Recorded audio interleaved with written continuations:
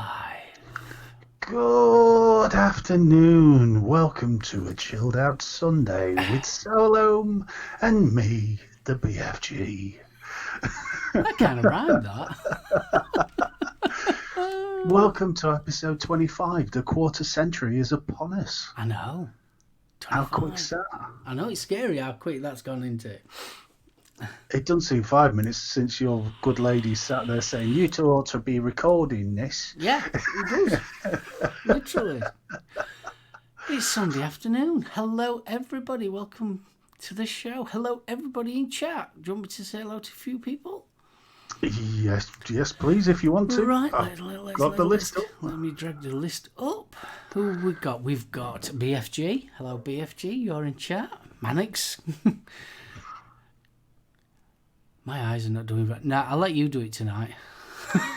No problem, mate. Right, I'll just let you all know I have been suffering with a mega migraine, so I am a little bit delicate. My eyes are sore as hell.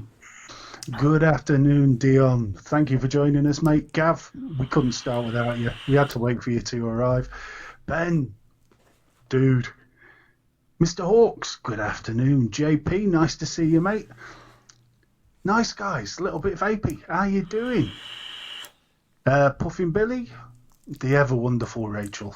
Rachel, Buggles. Some bloke called SoulOhm. Totally pleased to see you, mate. And Timmy. Dude, if we had the vape shop, you in that suit, you would get the job. Yes, definitely. Very dapper, mate. Very dapper. Imagine going to work like that every day. Cost you a fortune in dry clean. Technically, I have not gone far left. Always moderate, dear boy. Always. So, Pee-wee. Pee-wee. Oh. Good to see you. Well, I hope everybody's had a fantastic weekend so far. We've got Expo next weekend, so it's the big one. I know. So obviously no live show on Sunday. No live show Sunday. If you want to join us on Thursday for the home service, we'll be going through a few do's and don'ts for the anybody that's not been at Expo before. If you have been at Expo, then you can throw in your experience. Oh, your experience. Indeed. That doesn't mean anything sort of past the gender sign, all right? Yeah? Do you mean boo? Gav, we're going to be busy, mate. Yes, it's the start of half term. It's the start of half term, oh dear. Yes, my two are off as well. So I'm expecting half a house when I come back from work this week.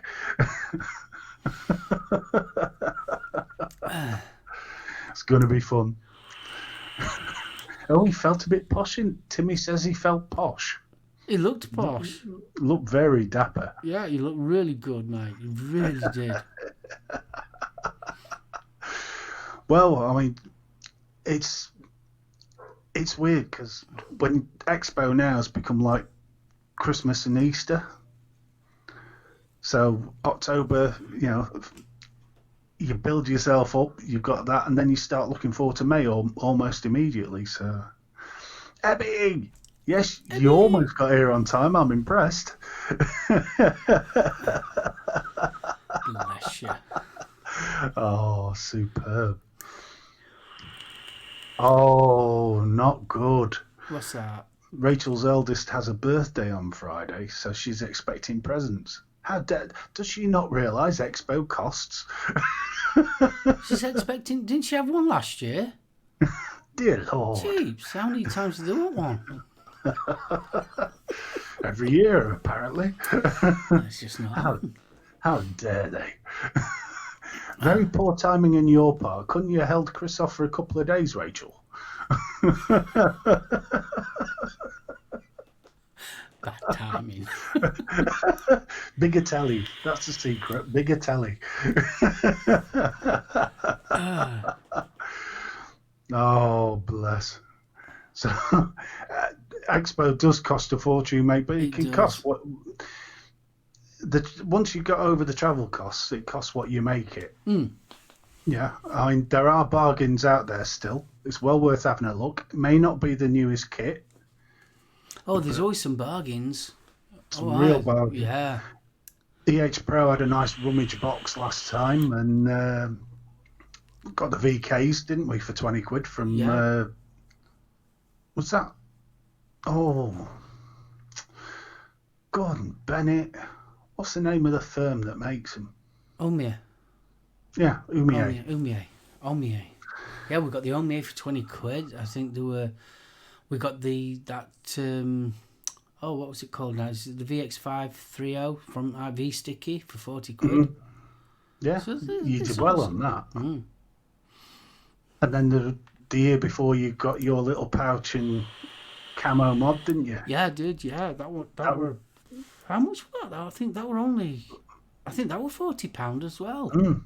But that was a full kit, wasn't it? And that was the RDA. I didn't even know I had an RDA in it.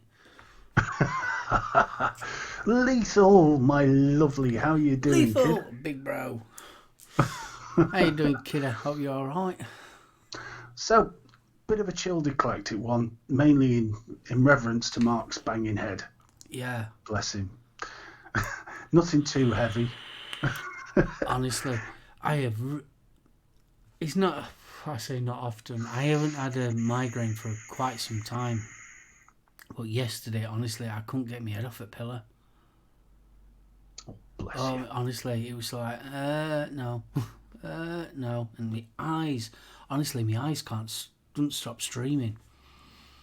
Oh, not good, dude. No, not been good at all. So it's very, very quiet and chilled show today.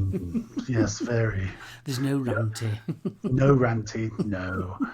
Really, I can see why it cost you 110, but to come out with a Keen and a Fushy at that price, you did well, mate.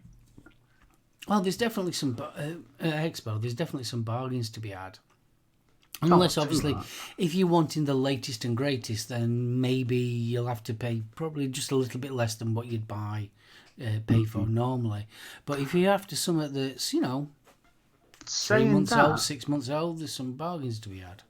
The Kelpie, which was released just prior to Expo, actually had a slight bit of markup on it. Yeah, it didn't it? Yeah, it was slightly about a £5 more expensive. Mm. That may become a thing, I don't know, but there are definitely still bargains to be had. Obviously, the October is more about the juice. Mm. I would expect that if you're looking for CBD, no doubt it will be there.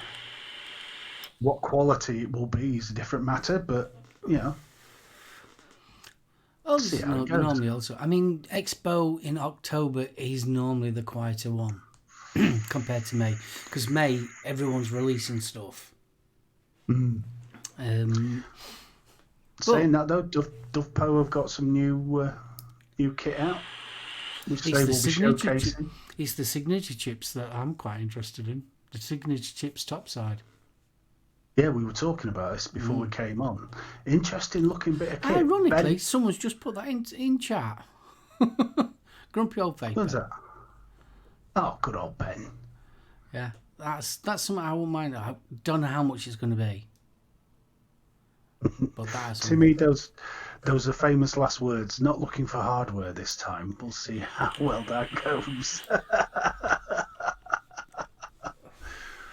No, to be honest with you, I'm not looking at anything to buy hardware-wise. No, I must admit, I don't think my budget's going to stretch to it this year. So, because I wanted last year that you bought that big humusive Met mod. Oh, the Vapor Giant. Yeah, last October. That was my stacked. That was stacked. Let's just say it's bigger than Chris's. Yes, it is, and it's shiny. It's very shiny. I ain't seen you use it for a while, so he's still using it? Oh, yeah. I tend not to use it stacked. I tend to use it broken down, but it's still a very nice vape. On a Friday evening, as is my wont, I shall reach out, grasp the big boy in one hand and then thoroughly enjoy it all evening. And then you'll vape afterwards. Of course.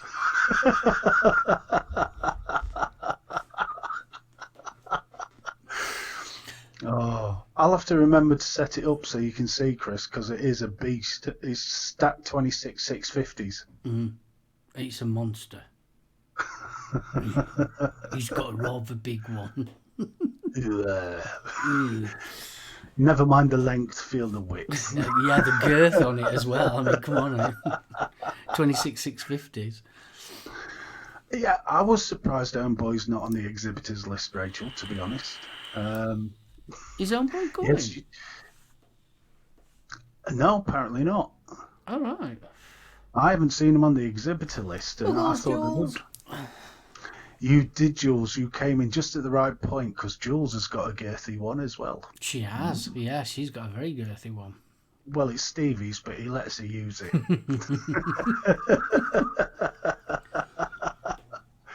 Yes, the Vapor Giant is a lovely bit of kit. We got a ridiculous amount off there, because, I mean, that was 80 quid. No, the prices I saw, even though it was an older bit of kit, you were still looking at 120, 130 on some sites. Yeah. You know, crazy. I mean, you have to go, sometimes you have to go searching, but sometimes there's some right bargains to be had. Too right. I mean, if we spot any, please do feel free to come across and have a chat. And if we've spotted any bargains, we will spread the love, as it were. Yeah. I mean, I remember getting, I think it was Jules that mentioned it to me. I can't remember which expo it was, but there were, no, it wasn't, it was Bunny. It was Vaping Bunny. And they were getting rid of mechs, little 18650s, but there was, I'm trying to think who made them. I think I've still got one. I think I have. And they were like 20 quid. With sleeve, you know, with wood sleeve and everything. Oh yeah, they were really nice. Nice. Well, that's so nameless. Oh dear, your sound doesn't sound very good. Oh, you've got a Dalek going off there. Oh, God. You're Daleking it. Bear with. Exterminate. Yeah, so, yeah, they were about 20 quid though. I'm trying to think what they were from. 1 second, I've got to have a look.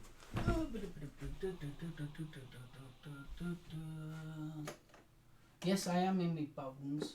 I haven't got it. I must have given it away. Yeah. Oh, I've given it away. I do that with mechs. Yeah, we're a lovely little mech. We're only 20 quid. Are you back with us, Steve? No, we've lost you completely. Right, 1, 2. And we're back. Oh, thank God for that. Yeah, sorry I went a bit Dalek-y there. Well, no. I've got no idea. Just it seems to be a cock up Sunday so far. But never mind, we're back. We're back. With a little bit of Bob. So, what are you vaping on, kiddo? On a Sunday. Go on, what are you vaping on? Right, we're on the micro, and in that I've got the Salt's Black Ice, which is very nice on this cold and dank day. And the Off Next Mesh, and in that the last dribbles of my banana milk. Ooh. I must try and get a bottle in before Expo, because I do like banana milk when I'm walking around Expo. It's lovely and huggy. What? Nothing. Lovely. It is. It's a huggy flavour. It's one of those that just makes you think back to when you were a kid, and it's nice and it's snuggly. Okay. We said it was going to be a chilled one. Oh, it's a very chilled one today. Good afternoon, Saint. Good to see you, mate. Good to see you, kiddo. Oh, so what are you on? Not a lot, really. Pretty much like I was on Thursday. Twisted Messers 24 Pro with the Eclipse cap on the Hex. That's got me homebrew lemon in it. And I'm on me Kylin M with the MVV2. That's it. And obviously Vimto. Vintage Very Vimto. nice. I'm getting through that. It's not my favourite, gotta admit, but it's all right. It's all right. There's that much of it. I'm determined to Finish it. I'm also on this one, which is I have to look what it's called now. The Double Up from GFV, Go for Vapes. So on that one, and I'm on me Little Flex One as well. My little mouth to lung jobby. I'm still enjoying that one. It's really nice. So that's all I'm on really. Yesterday hardly vaped a thing. So yeah. No, I must admit it's report weekend, so I've been battering those and severely.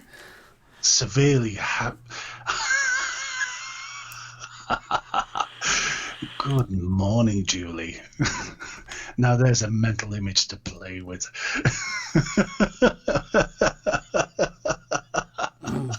Oh, bless. Certainly is. Right. Who didn't catch SoulOhm on the BOE? Me, I didn't know. Shame you didn't, mate. It was a cracker. Was it a good show? Absolutely brilliant show. 2.5 hours of pure giggles. I enjoyed it. It was lovely. Do you know something? I mean, I've known Gail and Bunny for years and years and years, and we've never ever cast. Never done it.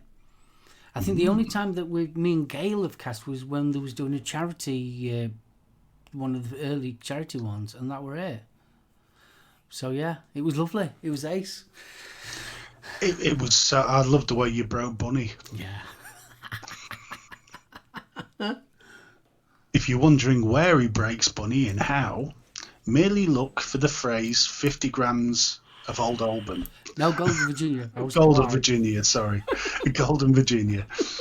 It's a highlight for me because the mental image just went bump. I were ace. It was... Obviously, I don't go on many other people's shows, so it was really nice to go on somebody else's show. I really enjoyed it. And joined by Mr. Mullen, no less, at the end. Yeah. Which was nice. We saw a little bit of his RDA that's coming out. That was quite interesting. And we even saw the deck. The deck did look interesting. It did, didn't it? Yeah. Very interesting. So by all accounts, he's going to be having the test, the beta version. He's going to get that when he goes to Expo. So hopefully we'll be able to have a proper look. Mr. Mark, have you seen Julie's comment there? Ooh. Are you thinking what I'm thinking? Yeah. Julie, if you ever want to come on show, you're more than welcome. Oh, yes. Oh, yes. Yeah, I would just remind you clothing's optional, but... At least I think it'd be absolutely awesome if she'd do it straight from the four-poster bed. Oh, yeah. Yeah. Now, some reason, can you remember the big breakfast? Yes, Can you remember with Paula Yates Yates on the bed. Yeah. Yeah.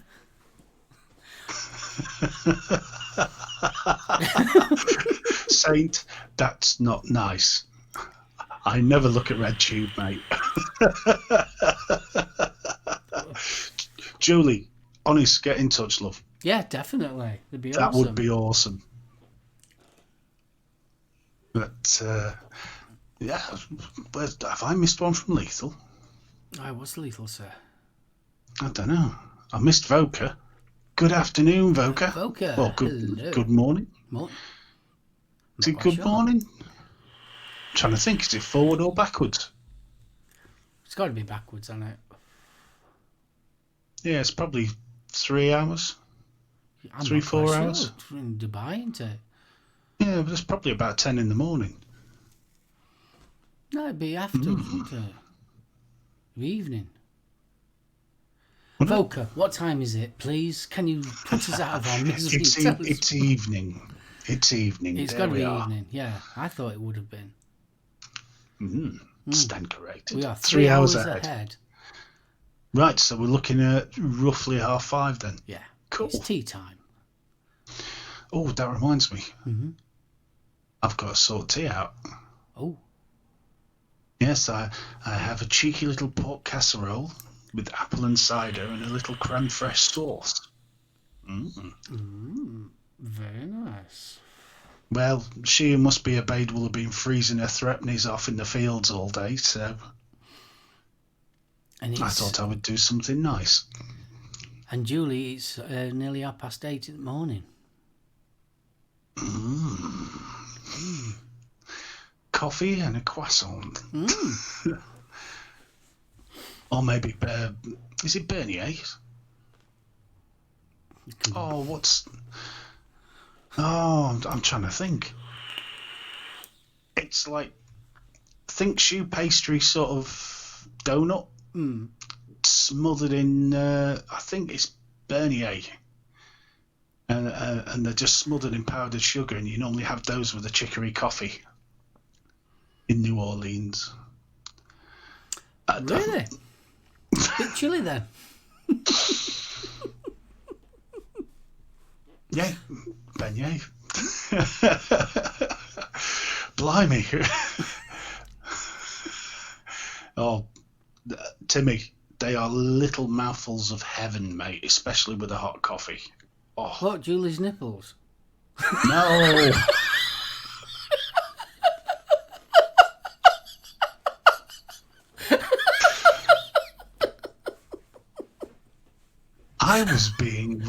I was actually being the clean one there.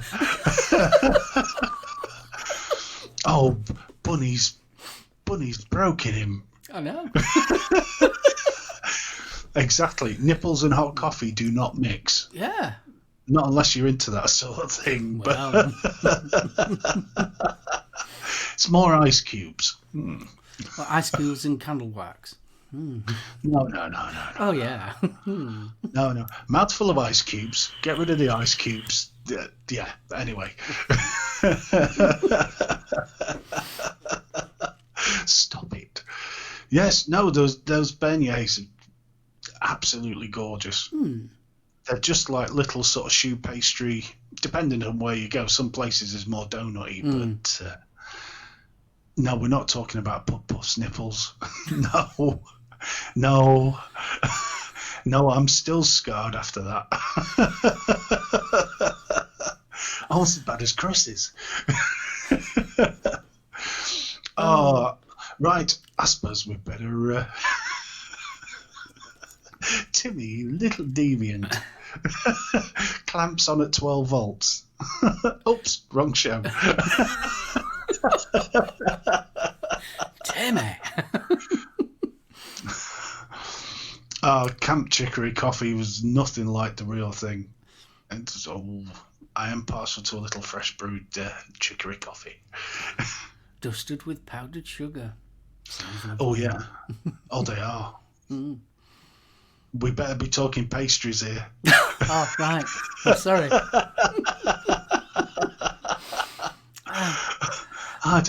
Frank, how you Frank. doing? How you doing, kiddo? Good of you to join us, mate.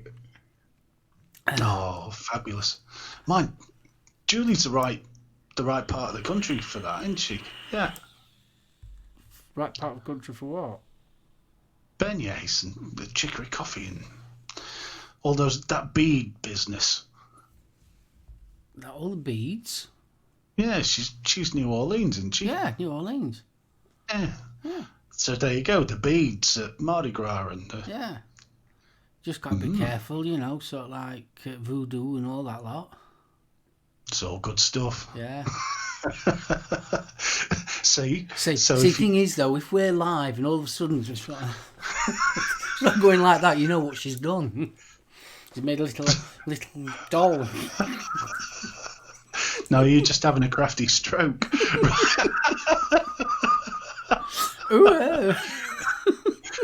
So hold on.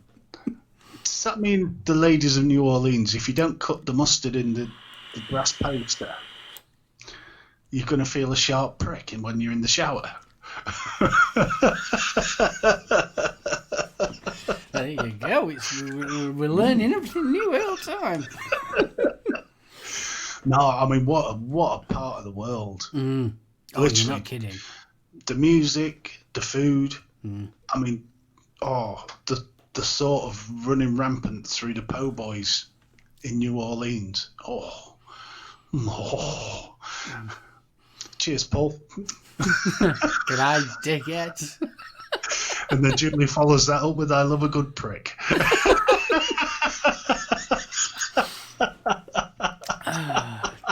I say. Right, let us move on. As much as I don't want to, the brass bed does sound rather nice. Let us move on, because we found a news story which didn't appear to be getting a lot of which one? Traction. The one from UK Via. Oh yeah. I was a little interested. The national UK Via has launched an unprecedented media campaign to combat harmful scare stories. So they've had enough of the misinformation, and they want vapers to be able to help with making the switch. Now, we've got another news story that fits in with that, which shows basically that vaping is working. And it actually gives a figure, so it's quite interesting. So national newspapers I and Metro featured a full-page message from UK Via, which states, "We understand the recent reports of lung illness in the United States may be worrying for the 3.6 million vapers in the UK and for the millions of smokers looking to make the switch."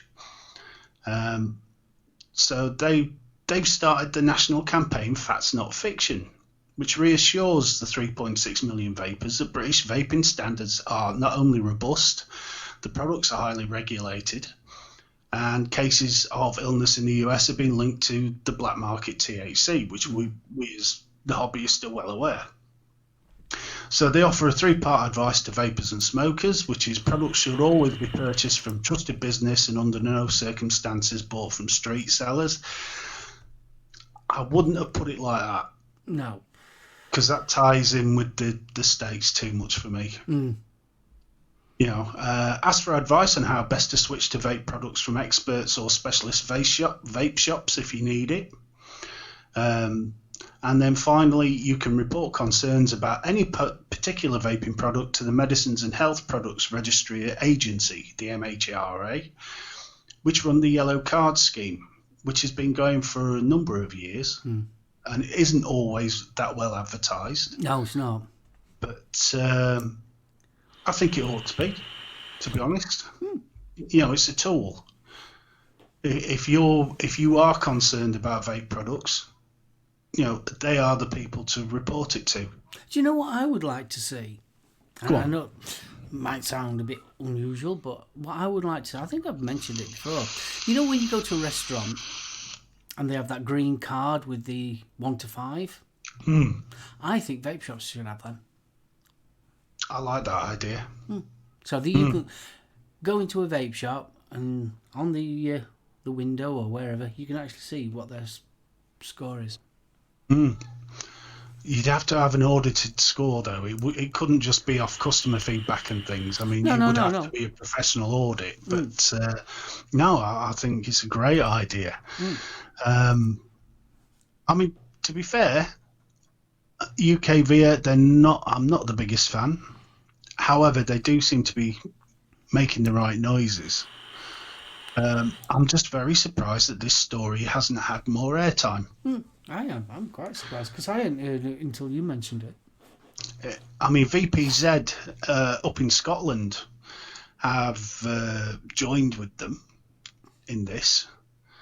And VPZ has also hit back at recent scare stories about vaping and backed a national campaign to provide vapers and smokers with facts, not fiction.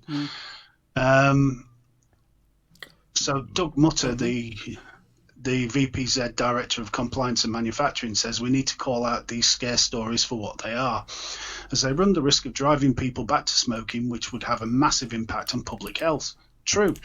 That's why VPZ are backing this national campaign to give smokers and vapors the facts. We're already seeing people coming into stores asking questions, and staff are very happy to take the time to correct misinformation. And as he said, not everybody's going to do it. So it would be nice to see, B&M's doing that as a standard. I mean, as I've said before, we're very lucky. Retford and Worksop have got two brilliant companies. I was in It's Not Smoke Saturday, and they were doing the usual outstanding, giving advice, helping out customers with problems. It's the first time I've seen them actually help somebody look at a product that they didn't purchase from that shop. You know what I mean? It wasn't a case of, oh, you didn't buy it here, we're not interested. Sat down and did... Yeah, thanks, Julie. You just completely thrown me off my thread there.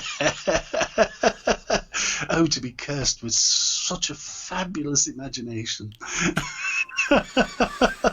Well, Julie, have a wonderful shower. And don't forget to clean behind your ears. We will be with you in body, in spirit, if not body. So, on to more news. And Chris has just woken up from his Sunday afternoon sleep. Oh, bless you, Chris. So, data collected by the Smoking Toolkit study shows e-cigarettes may have saved as many as 70,000 lives in the UK per year, and suggests that the number is probably higher. So the amount of smokers dropped significantly when the number of UK vapers plateaued in 2015. The number of successful quit smoking attempts dropped. But when the numbers were crunched, researchers found that e-cigarettes had saved the lives of between 50,700 to 69,930 smokers. Jeeps. That's a lot of people. That is a hell of a lot of people. So the study builds on population surveys and clinical trials that found e-cigarettes can help smokers to stop. England seems to have found a sensible balance between regulation and promotion of e-cigarettes. And I know we whinge about it, but it's true. Marketing is tightly controlled, so we see very little use of e-cigarettes by never smokers of any age, while millions of smokers who are using them to try and stop smoking or to cut down, it's succeeded. Do we want to do states? You can do. Well, the latest is that judges in two separate states have overturned the current ban on flavours.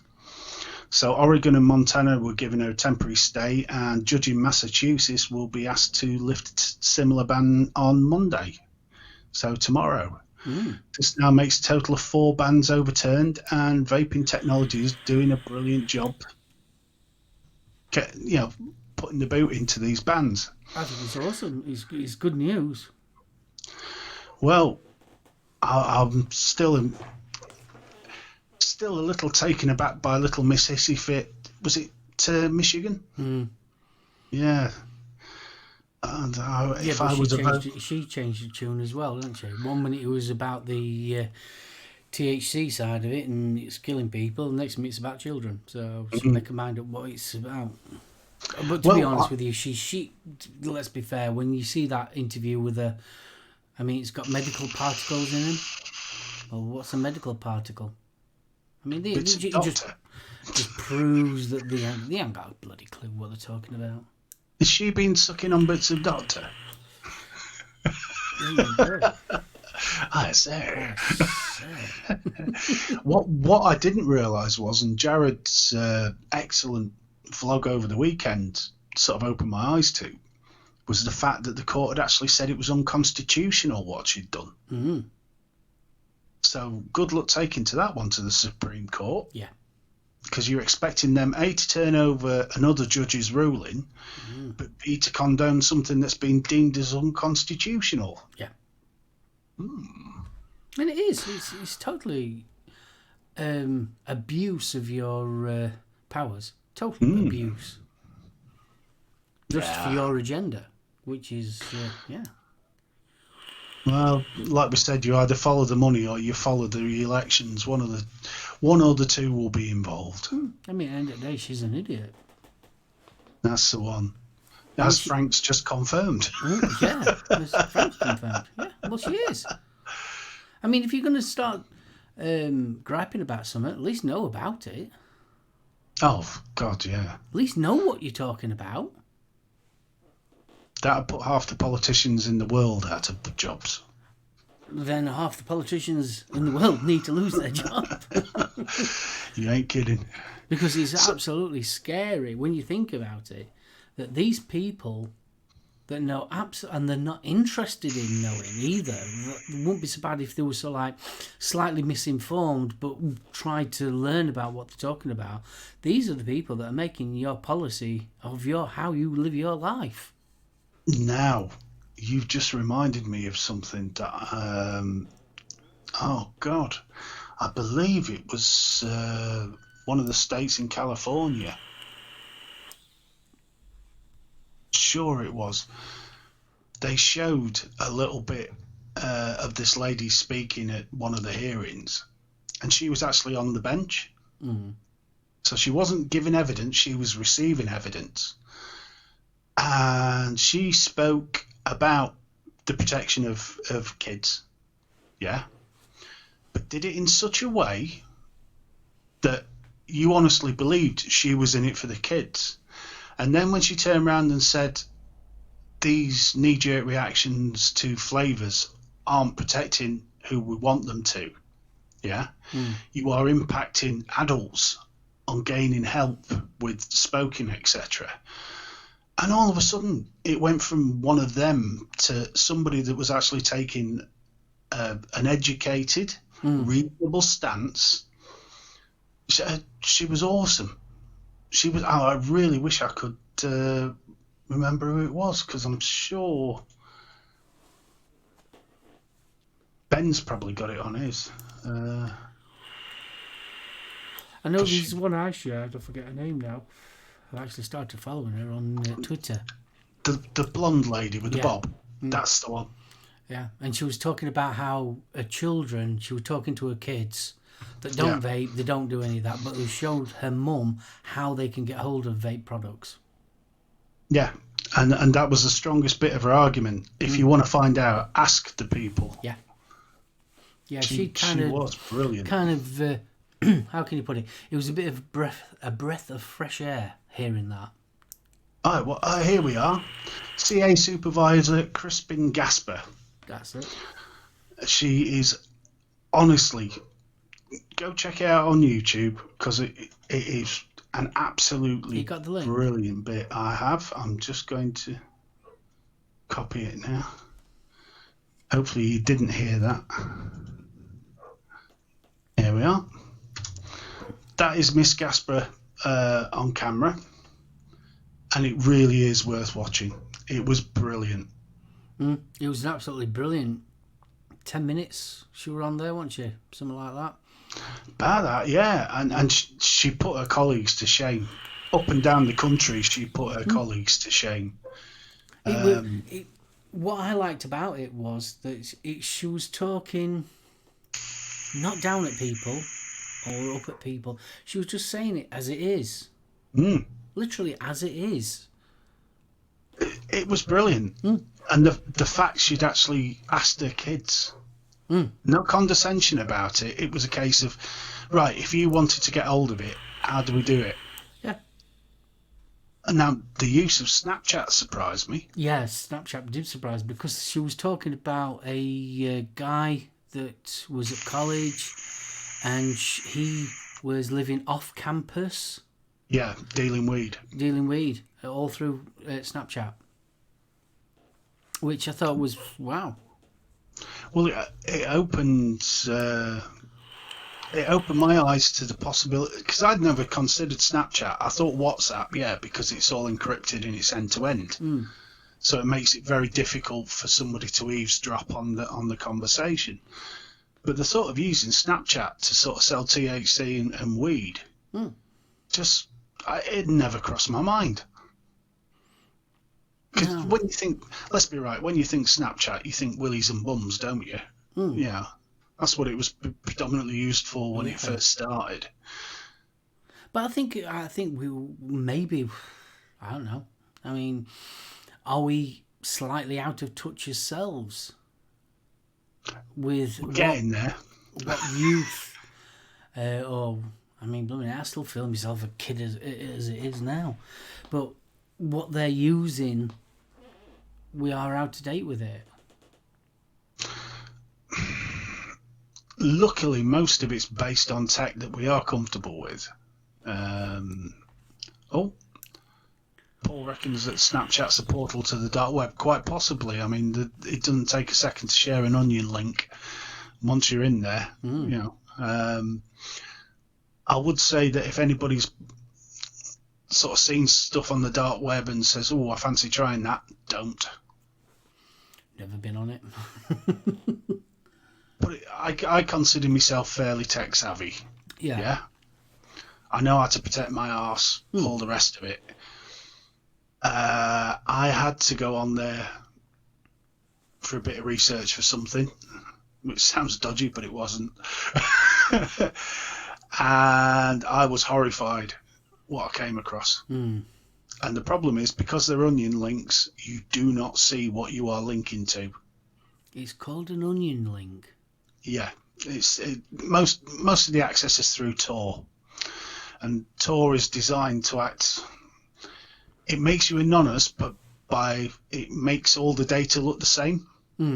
So there's nothing that identifies it. It was developed by the US Navy as a way of encrypting communications, and it's been sort of latched onto. It has a number of inherent weaknesses. It's not good. Basically, it will route your signal, for want of a better word, through various machines. Yeah. So think of it like an extended network. Yeah. So if you whack in dependent on what your link is coming through, you could be in the UK, and there's maybe 4 or 5 different links within the route that your information's taking. Yeah. So the first link could be in Amsterdam, the next link might be in Japan, the fourth link might be in the UK, the final link may be in the USA. Yeah. The only problem you've got is you don't know who's controlling that machine that your information is going through. Which, if you were looking for the more salacious material that's available, and we're not talking nice salacious material, we're talking horrible stuff, that could be the FBI. Yeah. Right. A lot of the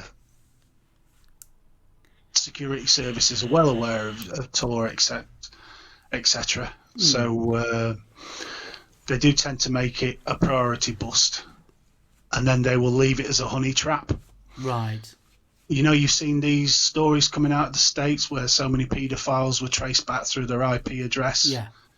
A lot of the sources of that information is because there's a Tor node that's been discovered, and then they literally just use that to gain the information. So dark web, no, not a place of... I know people that do it as a profession and won't touch it. Yeah. It's a scary place, and it's like an iceberg, like Ebby's just said. There's the internet, which is the nice bit at the top. That's the bit in the sunshine, yeah? And the deeper into the dark web you go, the darker and darker it gets. You may inadvertently find yourself on a list somewhere that you don't want to be on. But anyway, enough of that. I know this sounds a bit weird, but I was watching something a few months back, and there was a thing going around, especially to do with the dark web, that people were leaving USB sticks. Yeah. The stuff, the mystery boxes are ridiculous. Why anybody would buy them, I don't know. Yeah. Because that USB could see you doing a fair whack of jail time. Yeah. You don't know what's on it. No. I was so like, I got one on about things like that. I got a spam. I got an actual spam. Yes. I got, where is it now? I've got to show it you. Excuse me. I got one. Did it too? You can't see that. It says YouTube. You can just work it out because I'll see if it unbrighten me. Your account's been locked. Please re-enter your details. See if that does that. Can you? Yeah, you can kind of see it. Well, it's turned around, and so I'll have to brighten it back up again. Sorry about that. There we go. It turns around now. The first thing that obviously you think, oh, this isn't right, is because it just says hello and doesn't say my username. We've received a complaint that your channel has a lot of spam videos. Please check and edit the spam video we have marked by clicking on the link below. Otherwise, if you don't edit spam videos on your channel will be closed in 24 hours. Thank you for your patience in this process. California. Interesting. I haven't clicked on the link, by the way. Good lad. So, moving on from the USA, let's just go up over the border, shall we? Police fry spam in garlic olive oil. What was that? Paul says, please fry spam in garlic olive oil. Spam fritters. Salford. Hey, kiddo. Hiya, Dave. So, Canada.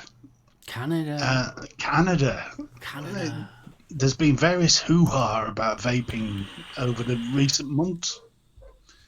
And there's no official word yet from the Canadian government, but the main cancer charity has dropped some interesting news. The Canadian Cancer Society says the new legislation includes province-by-province laws that include age restrictions, a limit to advertising and promotions. So the details they've given is the sale and supply to minors under 19 will be banned. Strange age. 19. Yeah. I think there's a couple of them in States that are 19, though, aren't there? Strange place. Oh, well, there we are.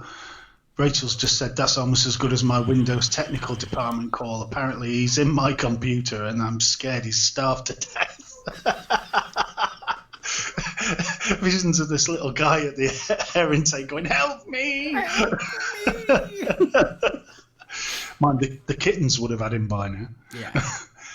Vaping anywhere, inside public and workplaces, smoking is banned. Right, why use the word smoking if this is vaping legislation? But never mind. With the exception of vape shops where minors are not allowed to enter, but they do limit it to 2 people at a time, only sampling a product. Yeah? That's a bit weird. It is. Sales wherever tobacco sales are banned. So I'm guessing vaping products within tobacconists would be banned. Any kind of promotion in store except for point of sale showing availability and price, which includes duty-free shops, is banned, and all points of sale display except where minors are prohibited. And this does permit vending machines in adult-only venues, which sort of got my mind boggling. What sort of vending machine would you get in adult-only venues? Which also includes duty-free shops. Does that mean there's going to be a dial-a-dildo machine or something somewhere? Yeah. What a great idea. And in another story from Canada, apparently Health Canada is considering letting e-cigarette companies promote the health benefits of their products to the public. So they conducted a closed consultation last fall with industry and health groups on health claims that the industry could use advertisements and promotional materials. And the current rules prevent vaping companies from making any health benefits whatsoever. So it may make an exception to allow e-cigarette manufacturers to use promotional statements that suggest vaping products are less harmful than cigarettes. Any statements would be supported by science, expressed in clear terms to ensure tobacco users are better informed about the relative health effects. So promotional statements include switching completely from smoking to e-cigarettes reduces harms to your health. If you're a smoker, switching completely to vaping is a less harmful option. Health Canada haven't responded to questions about the proposed changes. And of course, there's those that are against and those that are for. It was interesting, though, to see that some of it was more medical that were against the idea. There still seems to be a long way to go. Yeah, the medical side, especially in Canada, don't seem to be that forward for vaping. Well, the chair of the Heart and Stroke Foundation, professor at medicine at University of Ottawa, Andrew Pipe, said to him it's one very small component of a much bigger public health challenge, which requires regulation in a much broader and much more comprehensive manner. I agree with him. I do agree with him. You know, regulation, much better than prohibition. Oh, yeah, definitely. Always better. Reasonable, though. There has to be a backing in information to it. You know, just to say, oh well, kids might, shouldn't be enough. No. They need definite proof. Yeah, and that's it for the news. I know we do tend to limit it on a Sunday, don't we, dear boy? We do, yes. Because we've all been battered. Yes, it's the weekend. I need to chill. Well, yes. I was as I was going through the various stories, I did notice that is it Dame Sally, what's her face, the ex head of Healthcare England? Oh yeah. She stepped down, but she's still advocating for a flavour ban in the UK, which is getting poo-pooed by most of her colleagues. I don't know. Oh, there are rumbles. I mean, let's face it, we've got Ireland at the present moment with their rumbles. We've also got Scotland with their advertisement ban.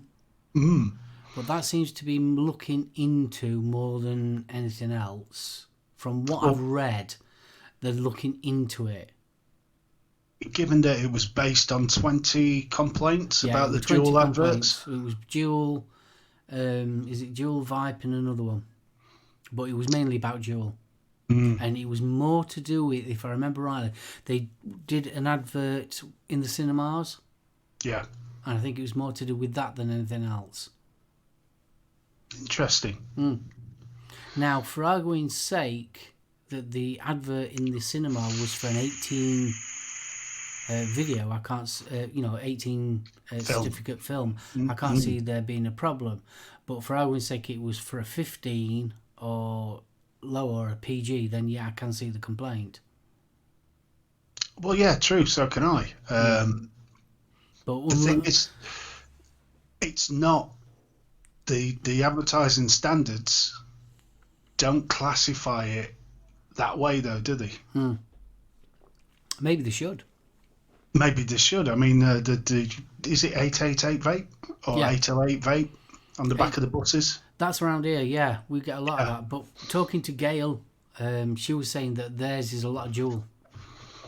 Right. I mean, I can see why. If it's not in an age-restricted environment, then yeah, I can completely understand the ban on advertising, because we don't want kids getting interested by it. No. Yeah, it's crazy. It is a life-saving. All right, little strong there. It's a health-improving technology. Yeah, but it should only be aimed at the market that you're trying to improve the health of. Hi, Jay. And we've always said, anybody under the age of 18 has no business. No. So unless it was, like I said, at the cinema, and it was for, I don't know, under 18 film that it was advertised on by accident or on purpose, I don't know. But unless you actually find out that information or the reasons why people was complaining about it, I don't know.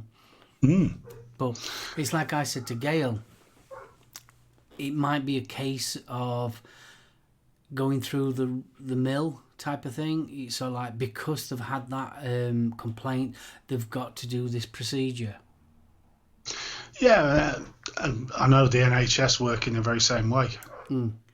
What if you get the complaint, it has to be examined. Yeah.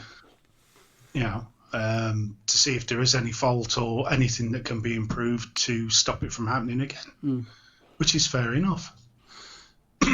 Excuse me, I need to swallow a coffee. I'm getting a bit froggy. Are you getting a little bit froggy? Right, that's better. Well, given Sunday's more of a chill, and we don't like doing pure vape on a Sunday, I had a little idea.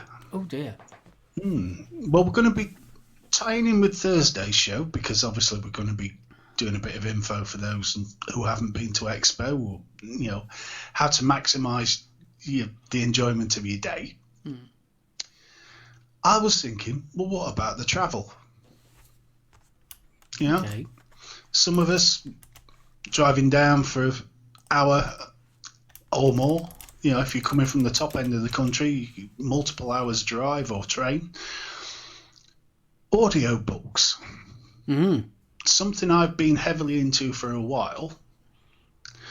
And just thought, well, it's something we haven't talked about. And there may be people out there that are interested. If not, turn off now. We don't care. We don't need that sort of follower. We do. All right, we do. Sorry. Come back. No. Come back. No, over a year now I've been subscribed to Audible. I am an avid reader. One of these people that has several books on the go in various parts of the house, and then when I visit that part of the house, I'll give it a couple of pages. Right, little boys' room mainly. Some of them. But what I have found is when I'm driving to work, it's a good half hour. So stick the audio book on, and I'll get a couple of chapters out of the way by the time I'm at work. I'm chilled. I'm relaxed. I'm actually in a fairly decent mood. My most recent one was the Bruce Dickinson autobiography. What Does This Button Do? Which was absolutely brilliant. I've also done the Suggs. Yeah, we were on about that the other day. Yeah, absolutely brilliant autobiography. I loved Madness as a kid. So to hear all the stories from Two Tone with the specials and the Body Snatchers and all the rest of it was absolutely brilliant. It took me right back. I never realised Suggs was so old, though. How old is Suggs? Well, he was born in the 50s, so... Really? Because he was in his teens. Early teens, towards the end of the 60s. Never. Yeah. Because let's face it, 13, when 14. did Madness get going? Was it 1980, 81, somewhere around there? No, they were formed back in 76, 77. Were they? Yeah. Blimey heck. First album was 79. Well, Suggs was about 19 back then, so it was 59, 60 when he was born. Yeah. Grew up in Soho. Oh, there you are. He's 58 years old. 58. Thanks, Jay. Oh, so he's 10 years older than me. I didn't realise he was that old. So what were he was born in 61 then? Yeah, must be. Yeah. But he's not that old then. Yeah, he is. No, he's not. He's only 10 years older than me. And I'm not old. You call me old, and I'm only 3 months older than you. Yeah, but you are old. Yeah, pucker up, babe. Yeah. Well, when you think about it, I mean, most of the people that we follow are going to be roughly about 10 years older than us. True. When we got into music. Well, I was always an avid fiction reader, and it's only recently, I think as I've got older, you get more interested in the story behind, which is why I started doing the autobiographies. I did Billy Connolly's first. The one that Pamela Stevenson did. That is awesome. That is such an awesome book, that. Surprisingly moving as well. Yeah. Not what you're expecting. No. But, because he didn't... I love the bit about, especially him, he didn't start off as a comedian. He started off as a folk singer. Yeah. And when you do... I mean, I know because of doing gigs. In between your songs, you do a bit of banter. You know, you talk to the audience and you try and get them involved and that kind of thing. And with Billy, what happened was the parts of him doing the actual song got fewer and fewer, and the actual talking to the audience got bigger and bigger. And that's how he became the comedian that he is now. Yeah. I mean, blew me away with the Humble Bums. Because if you're going to start a band with anybody, Jerry Rafferty's the guy you want to start it with, isn't it? Oh, you're not kidding. You know, for those that weren't aware, Jerry Rafferty of Baker Street fame, which is going back some, was in the band with Connolly called the Humble Bums, which were quite Yeah, they were quite successful, actually. Yeah, very successful. But yeah, it sort of blew me away. And then Big Mouth, is it Big Mouth? Yeah, Big Mouth Strikes Again. That's the follow-up. Yeah. That was pretty damn good as well. So, another one that you're on about, I highly enjoyed Stephen Fry's. Yes. And yes. I've got them both on the actual book and the audio book as well. And obviously he narrates the audio book. But when you're actually reading the book, because I got the book first, you can just hear him. The writing is brilliant. I mean, I've got a big love for Stephen Fry. I really have. There's just something about that bloke I think he's amazing. And the way he writes, so very, very... Oh, it was just like listening to him. I think Stephen Fry's grown on me more as I've got older. But his vocabulary, the way he speaks, he always makes me think of P.G. Wodehouse or Oscar Wilde. Oscar Wilde, definitely. I mean, he played Oscar Wilde, didn't he? Well, he did, didn't he? And what a film that was. But, you know, he always strikes me as that sort of very well-educated, excellent diction, but he doesn't come across as patronising. I think that's why QI was such a big hit, you know. Yeah. No, wonderful bloke. But so I got thinking about these audio books, yeah? And there is so many more options than just Audible. Now, I don't know if people are aware of it, but there's a service called LibriVox. Okay. Yeah. Which is free audiobooks. They're not read by actors. They're not read by, how should we say, the great and famous. These are people that have volunteered. Now, not all of them are fantastically read. Not all of them are fantastic books, but there are the occasional gem, especially in the older stuff. You know, the Anne of Green Gables, that sort of stuff, To Kill a Mockingbird, all the rest of it. Now, I was a bit of a literature snob, you know. I knew what I liked and all the rest of it, and I very rarely went outside of that. But having this Audible account, you know, you sort of thinking, well, that one's free. Why am I spending money when I can have a free one?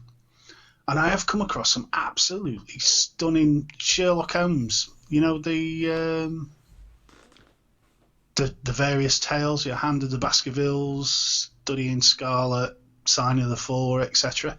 There are some really good free options out there. So it was just a thought that, if you were looking for a way to while away the hours. I'm just looking down here. If you dig around a bit, Vic narrates audiobooks for a steampunk-based site.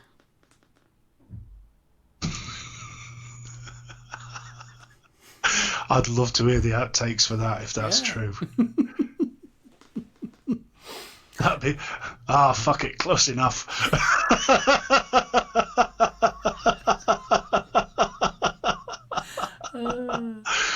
That'd be brilliant. I mean, I've just recently bought a lot of my audiobooks I buy, literally CDs. And the last one that I bought was Hellbound Heart by Clive Barker.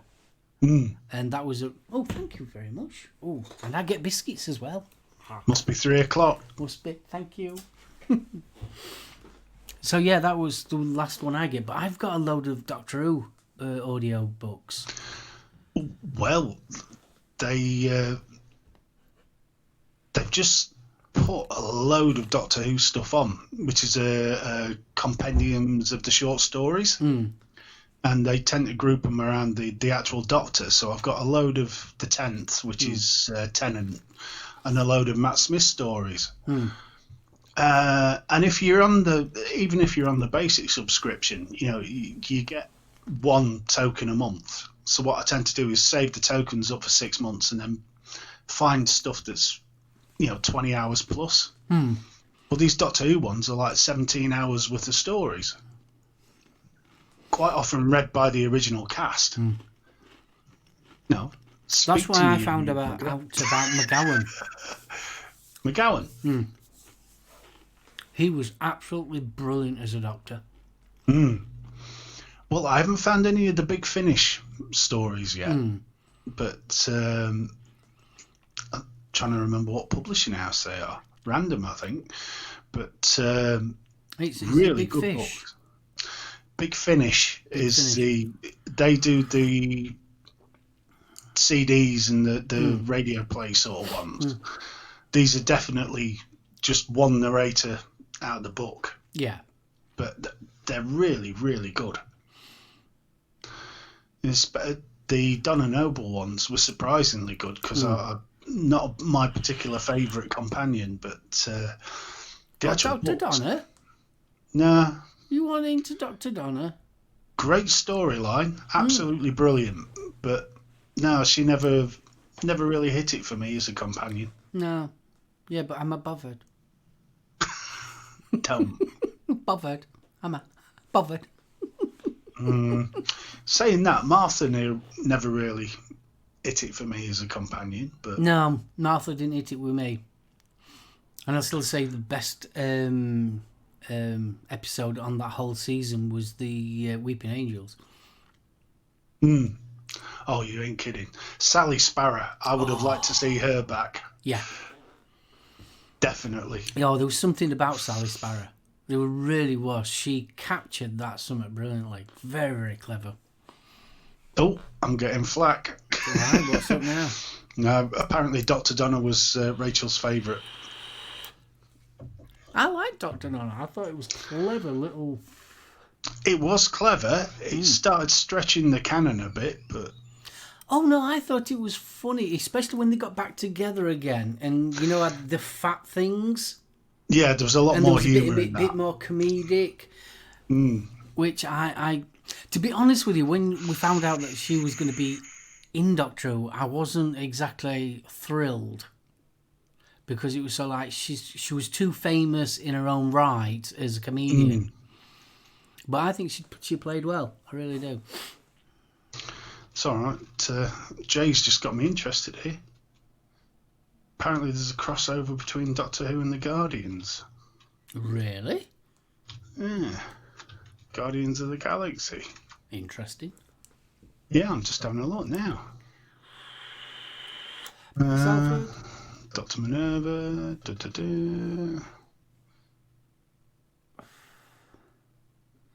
Doctor and Ace, yeah, that would...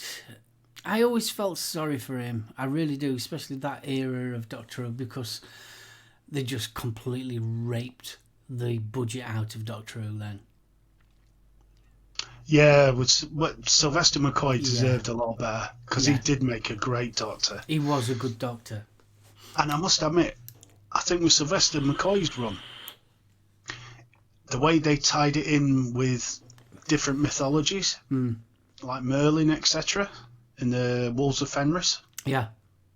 I thought that was absolutely brilliant. You know, Yeah, I still think it was.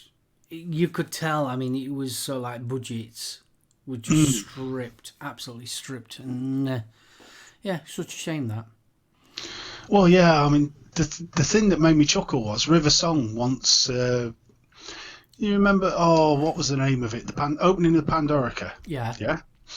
River Song, when he was telling the tale about the good magician that created the Pandorica, you know, the legend behind it, and she went, "I hate these stories. They always turn out to be him." I thought it was great. But Have you found this? yeah, that's what I'm looking for now. Andromeda Galaxy. Oh, Jay's now saying he thinks it's Guardians.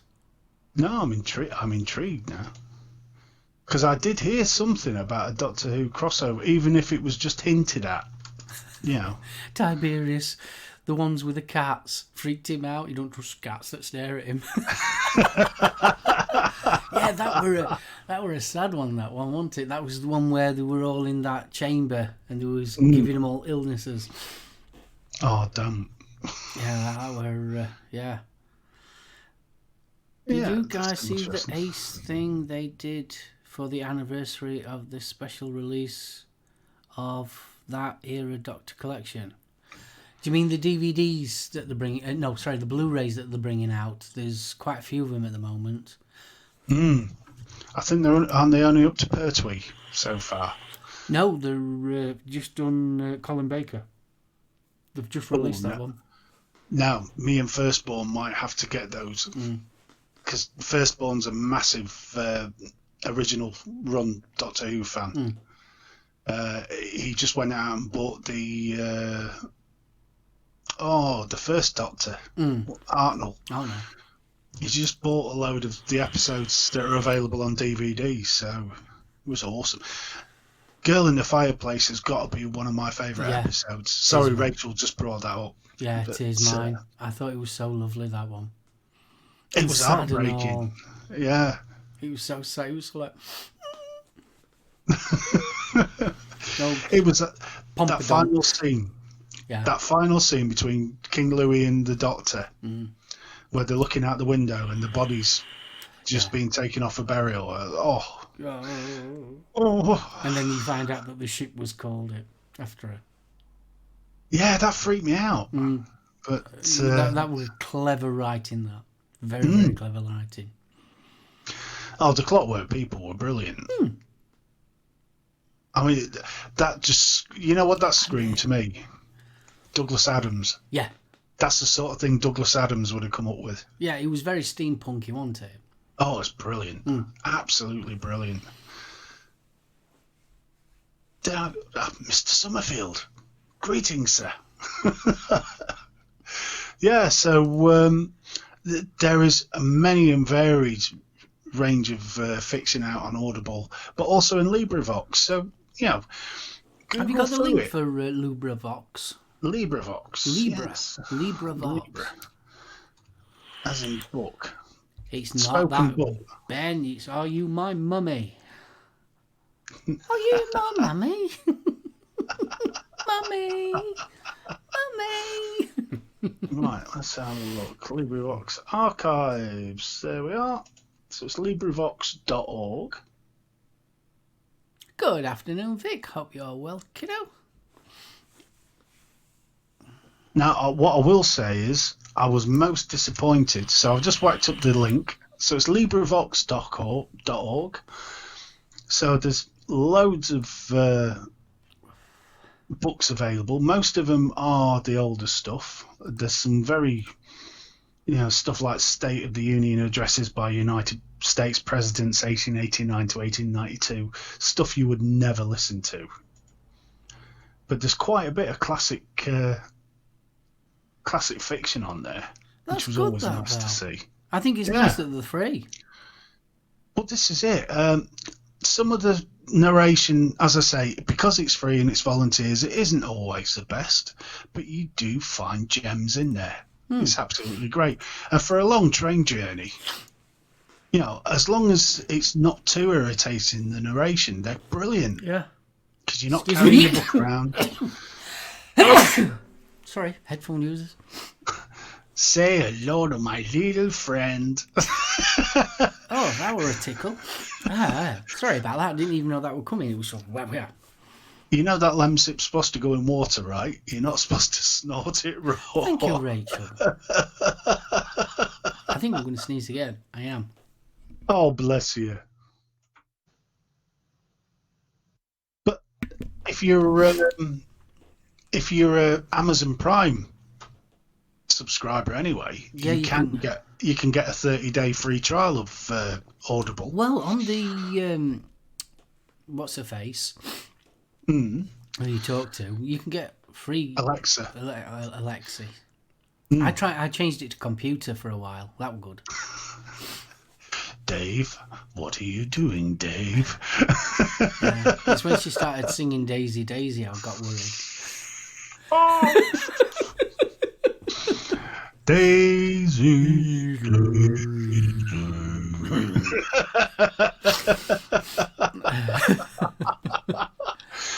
We're ever getting closer to that reality. Oh God, are we?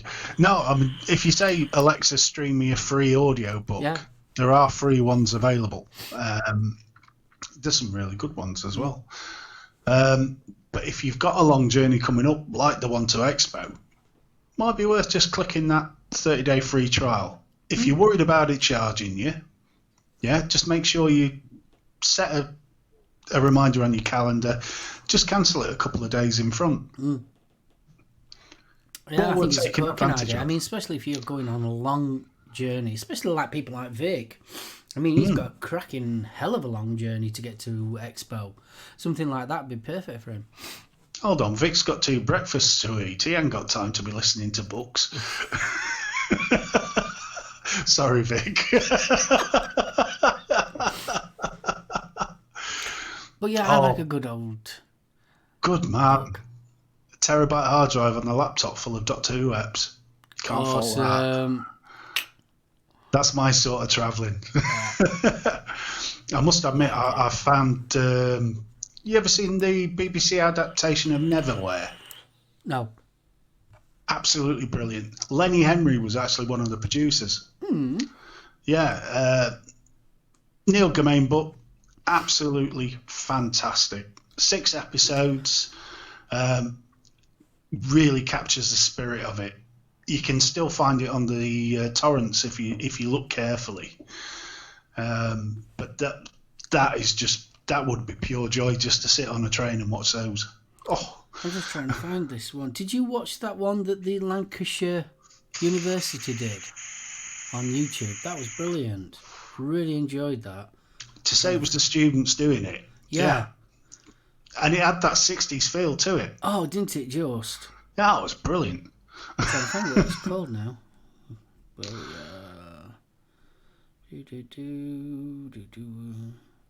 That's it. Keep the noise up, dear boy. No silences. I'm trying to think where it was. Rubbish since. Absolutely spiffing. Thank you, Black Country. Hope you're well, mate. You Expo next week, Black Country? Can't be that far from your gaff, surely. But, I can't find it. Andy. Vic is a travelling Greg's following him on a long journey. No need, Greg's is everywhere now. Used to be just a sort of northern thing. Because I remember coming up the Teesside back in late 80s. And we always used to disappear at Greg's for a corned beef slice. Oh, they were fabulous. That's it. There you go. Mission to the unknown. Mission to the unknown recreation. Oh, full episode. What's it called? Come on. Jules has just said she's going to record herself reading a few books and then give you all copies so you can hear my voice forever. I know Daily Vape TV, Nick, he always keeps on saying he wants me to do audiobooks. He wants you to do bedtime stories. Yeah. He thinks I've got the voice for it. 50 Shades of SoulOhm. Yeah. Whip crack away. I have a pleasure room. I have a red room. No, sorry, dude. Blackout and the red room's running through my head now. You've just spoiled it. Well, it was like when I was on the Bitches. They asked me if I had a pet. I say. I know. They know me so well. It was still the shaved all wax that threw me. We won't go into that too much on a Sunday afternoon, but wow. I was honest. Were you? I was amazed how honest you were.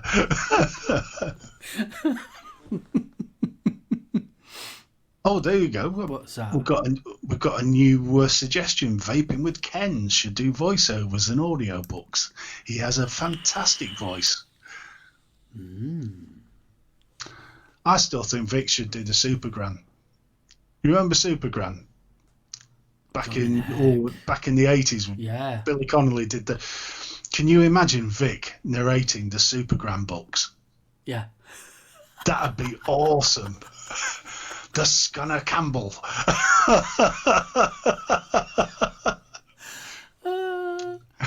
Oh, Vic looks shocked at that.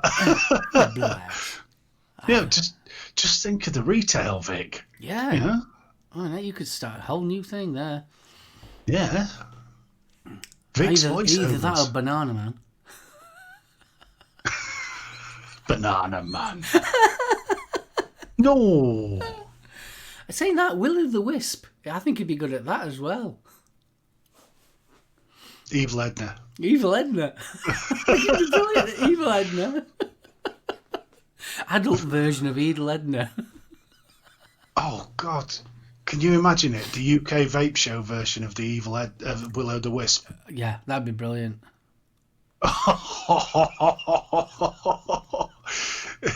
It wouldn't be for kiddies. No. Mind, who played the effeminate Will o' the Wisp? That is true. I don't think they'll have to get you. I say, how dare you? Jay, you ain't kidding, mate. Only one person could do Will o' the Wisp, and he did it. Kenneth Williams was just absolutely brilliant. Oh, Kenneth Williams, yeah. Have you watched his story? Because they did. Yes, yeah. Oh, boy. There was a man with a lot of demons. Oh, bless him. Yeah. They did a load of them. They did Hattie Jake. They did Morecambe and Wise. Steptoe and Son. And obviously Mr. Williams. Well, Mr. Williams, didn't they do a biographic with, what's his face? Andy. Oh, he played the angel in Good Omens. Yeah, that's right, yeah. Yeah. Yeah. Absolutely brilliant. He did get shafted with the Carry On films. It was surprising. Well, I never realised. The other gay guy on the Carry On films. In with the little glasses. Yeah. I didn't realise what a raver he was. No. When you start reading up on it, he made Frankie Howard look tame. Oh. And old Frankie's got some skeletons in his cupboard. Yeah, they did him as well, didn't they? They did. Yeah. There seemed to be a spate of him. Blooming heck. Oh, yeah. Yeah, I mean, it's weird when you watch stuff like the Carry On films. Don't get me started yet. I'm showing my age. Galloping Galaxies. Kenneth Williams did the voice of hyper-intelligent spaceship computer, and that always got. They was always bored. Galloping Galaxies. I don't remember that one. No. I always remember Round the Horn. My granddad used to think Round the Horn was brilliant, and then when you listen to Sandy, oh God, when the stuff they were talking about in backslang was filthy. Oh yeah, backslang. Can you remember that? Yeah. Jeeps. That's not. That was a. Blimey, that was back in the 80s. No, just slightly. You've just made me think. I was watching a documentary the other day. You're talking about somebody that I never realised how he wasn't. When I find his name, you'll be all right. It's always these. I've got a brain fart today. Seriously, big time. What's his name? I'm sure it's Marty Wilde. Young Frankenstein fan. Yeah, Marty Wilde. Yeah. I never realised that, his affliction with his eyes. Yeah. I thought he was born like that. He wasn't. Really? Yeah, I was quite surprised. He ended up having, I think it was either a hernia or something like that problem. Right. And after the operation, that's what happened to his eyes. His eyes ended up bulging out. Dear God. Yeah. He was such a funny bloke. I mean, Young Frankenstein's still one of my top 10 films. Oh, God, you're not kidding. Yeah. Oh, there you are. Jay says it was a thyroid operation. Yes, Round the Horn was 65 to 68. It was that was cutting edge humour. I mean, that was the young ones of its time, to be honest. It was so close to the knuckle, really was. Saying that, the Goons get some good close to the knuckle stuff in. Mm-hmm. Yeah, of course they do. Blooming God. Major Hugh J. Hampton and things like that, yeah. Obviously, we're not as innocent now as they were back then, but yeah, Marty Feldman. Yeah. What is this Galloping Galaxies? It rings a bell, but I can't think of it. You know when something rings a bell and... Let's Google Foo. Oh, it was... Blimey, it was a kiddies. From the looks of it. Galloping Galaxies.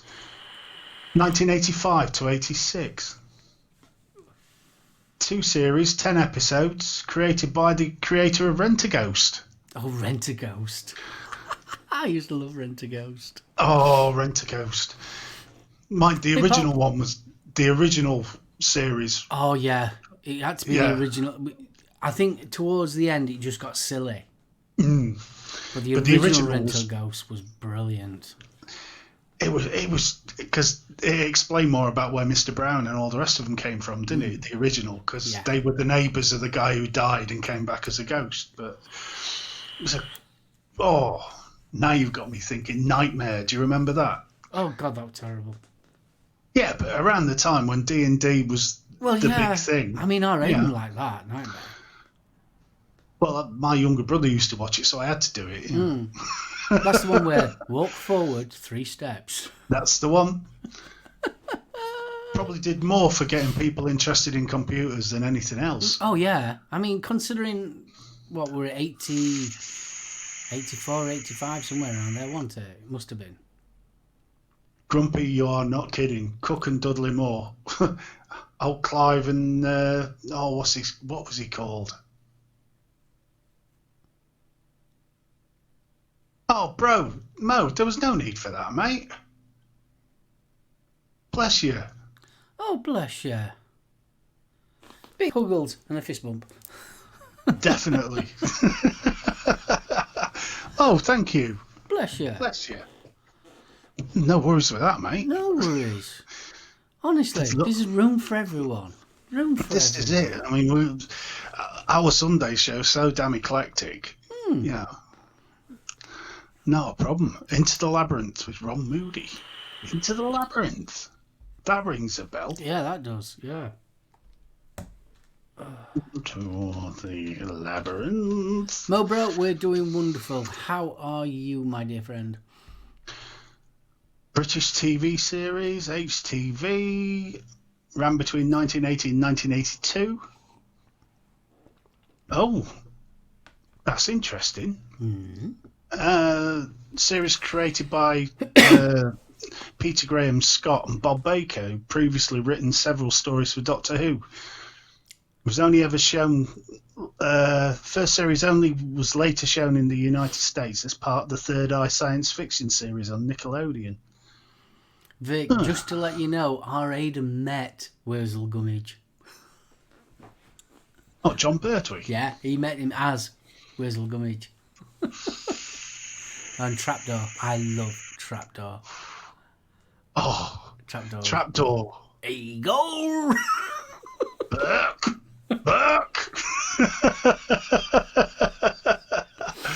Oh, that and the little spidery thing. Yeah.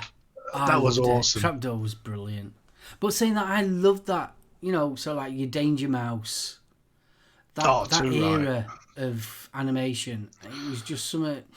Yeah, you got Danger Mouse, Count Duckula, Trapdoor, all that. I was big fans. There was some absolutely. I think the quality, because it was for me. Oh, too right. Is it Henry, the mild-mannered janitor? Could be. The cartoon of Dungeons and Dragons was brilliant. I still watch it now. With Venger and the Tiamat and all the rest of it. Yeah. Oh, I used to love that. Heartbeat, yes. Tony Morph. But I remember, what was it called now? Vision On. Vision On. Yeah, Vision On. Now we're showing his age. Vision On. Yes. I don't think Vic's old enough to remember that one. Yeah, Vision On. He'd have been a proper Ben back then. He'd have been a real Ben back then. He would have been. I mean, on a Sunday it used to be Why Don't You? Yeah. Then that seemed to sort of degenerate from England. It went across to Northern Ireland, didn't it? And it was always the Northern Irish ones. Yeah. The Flumps.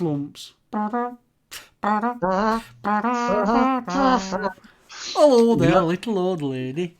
What was that one? Chilton and the Wheelies. Chilton and the Wheelies. How does she do that? Hello, little old lady. Oh, that was awesome. Yeah, Poddington Peas. Oh, yeah. That was another one. I tell you one that I used to really love. Ivor the Engine. Oh, yeah.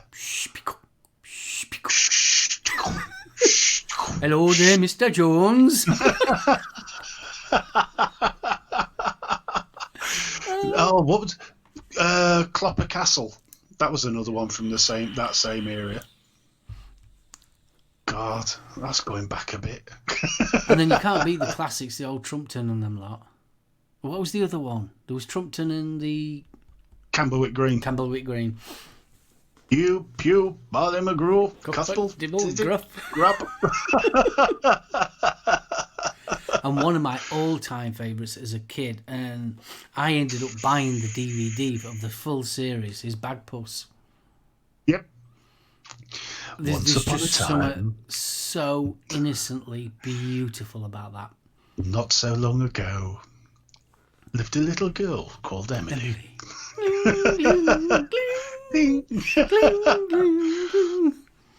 Yeah, Chigwell. Number 73. God, Down that at really 73. is going back. Blimey, heck, yeah. It's her now that does QI, isn't it? Yeah, Sandy Toksvig. Yeah. Blimey, heck, down at number 73. Pigeon Street, I remember that one as well. Yeah. Chigwell, God. Swap Shop, yeah, but I was more of a Tiswas fan. I was a Sally James fan. Sod Tiz was. Well, yeah. And Checkers Plays Pop on in week. Yeah. Checkers Plays Pop. What was that one that Mike Reed used to do? Run around. Run around. That were it. Oh. Innocent times. See, Rachel, you feel young now. Bless you. We've done our job. But when you go back to it, I mean, there was like Jason the Wheel Warriors that came over from Canada. There was Ulysses 31. Battle of the Planets. Which was Battle of the Planets was awesome. That was my first introduction to Japanese anime. I've got the first season on video. Oh, they were brilliant. And yet, when you watch the Japanese and with the subtitled versions, they took some proper liberties with the audio. Mm. Oh, yeah. Oh, bless you, bro. Fist bump. He's ass licking. I say, little to the left, Mo. Little to the left. Another one that we've not mentioned, Mr. Ben. Always something a bit dodgy about a geezer that pops up in the changing room. Yep. Yeah. Mm-hmm. Yeah. Starfleet. Oh, Jerry Anderson, Starfleet. Do you remember that? Yes. Now, which one? Because there was the Brit one, and then the American remake. Yeah, the British one. King Rolo. There's one I haven't heard of in years. No, I don't remember that one. Oh. That was he was the happy fat king, wasn't he, King Rolo? I think there was more from that sort of stable, the company, recently. They tend to be on Channel 5. But, oh, man. Tis was. OTT, do you remember the balloon dance? Yeah. Ray Brooks. Ray Brooks. Why is that name familiar? Oh, you just Monkey. Potty Time. Can you remember Potty Time? Michael Bentine. Potty Time. Wait a minute. We're getting out some old ones here now. That was normally the last show, wasn't it? I think it was a Thursday night. Potty Time. Yes, I remember. Can you remember Monkey? Oh, blimey, Black Country, you're right. Starfleet was the Japanese series. What was the one with Sergeant Zero? Terrorhawks. That was the Jerry Anderson one. Sorry, Black Country. Yeah, Monkey. Jeez. Now, that one's based on some serious Chinese legend. Into the West, Monkey, yeah. Considered to be classic literature. Really? Even. I never knew that. Yeah. See, you get educated on here as well. Yeah, we try. Well, it was brilliant. I mean, that and the water margin. Oh, yeah. I'd never seen anything like those. Yeah, water margin. You know, back in the 70s, the water margin just sort of, wow, kung fu. Proper kung fu. And to be honest, the water margin still watchable now.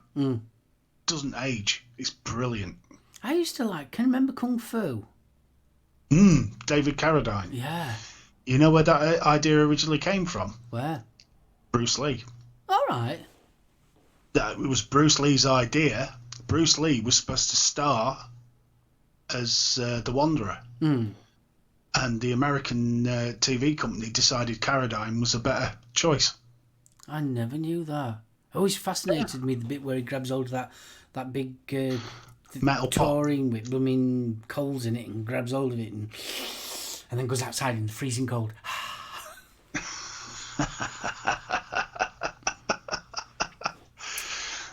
Yeah, I saw a bit of the Monkey remake on Netflix. I wasn't that impressed, to be honest. It just didn't have the same feel to it. Yeah, Bruce Lee wasn't in the original Green Hornet. He was the original Kato. Yeah. So not Kato, that's Pink Panther. I know his sidekick. Yeah. We'll go for sidekick. I know what you're on about. I was never a big Green Hornet fan. No, it was always a bit 50s for my taste, but Probably like it now, but I don't know. The remake was pretty poor. No, it was Kato. Yeah, his name was Kato. Walking on rice paper without leaving a mark. Yeah, I remember that. Grasshopper. Then you will be master. I mean, there really was some fantastic shows back then. You know, you got $6 Million Man. Fall Guy. Yeah. I used to like Fall Guy. Fall Guy was brilliant. Bionic Woman. Oh. Yeah. And then we've got to have Wonder Woman. She was absolutely gorgeous. How many times did you watch that just for the spin, thinking, "Go on, fall out." Honestly, her eyes. Where did your handbag go, though? Exactly. Where did the handbag go? I didn't care. I never thought about that. Ooh, she was beautiful, that girl. What were her name now? Linda Carter. Linda Carter, that's it. Oh, what a beautiful girl. Sorry, mate. Cheryl Ladd, Charlie's Angels beat her hands down. Oh, I don't know. I used to like Charlie's Angels. She does still look fantastic now, Andy. You're not kidding. Yeah, I ain't seen her recently. Oh, Wasn't she in the remake of I've got Plumes of Hazard, Dukes of Hazzard? I'm sure she were in that. Yes, she was. She played Jesse's friend, didn't she? Tell you what, I always prefer Blue Thunder over Airwolf. Yeah, I did. Funny enough, I thought Blue Thunder was better. I don't know. Airwolf just seemed. You knew when they hit the turbo, if they were going that fast, it'd have ripped the bloody the blades off the top of the helicopter. Street Hawk. There was the ultimate in bad. Easy, Gav. Easy. Yeah, Gav, I've got to admit. Yeah. Had a lot there. Oh. Ooh. Yeah. Well, do you remember when Baywatch first came out? And it was like, Baywatch, it's crap. I don't care. Is there a story? I hadn't noticed that. Linda Carter was also in this. No, hold on. JR, I think that was Lucy Lawless rather than. He's retracted Linda it. He's Carter. Retracted. Spartacus. I'm Spartacus. No, the TV, the series. It was. Let's have a look. Spartacus TV series cast.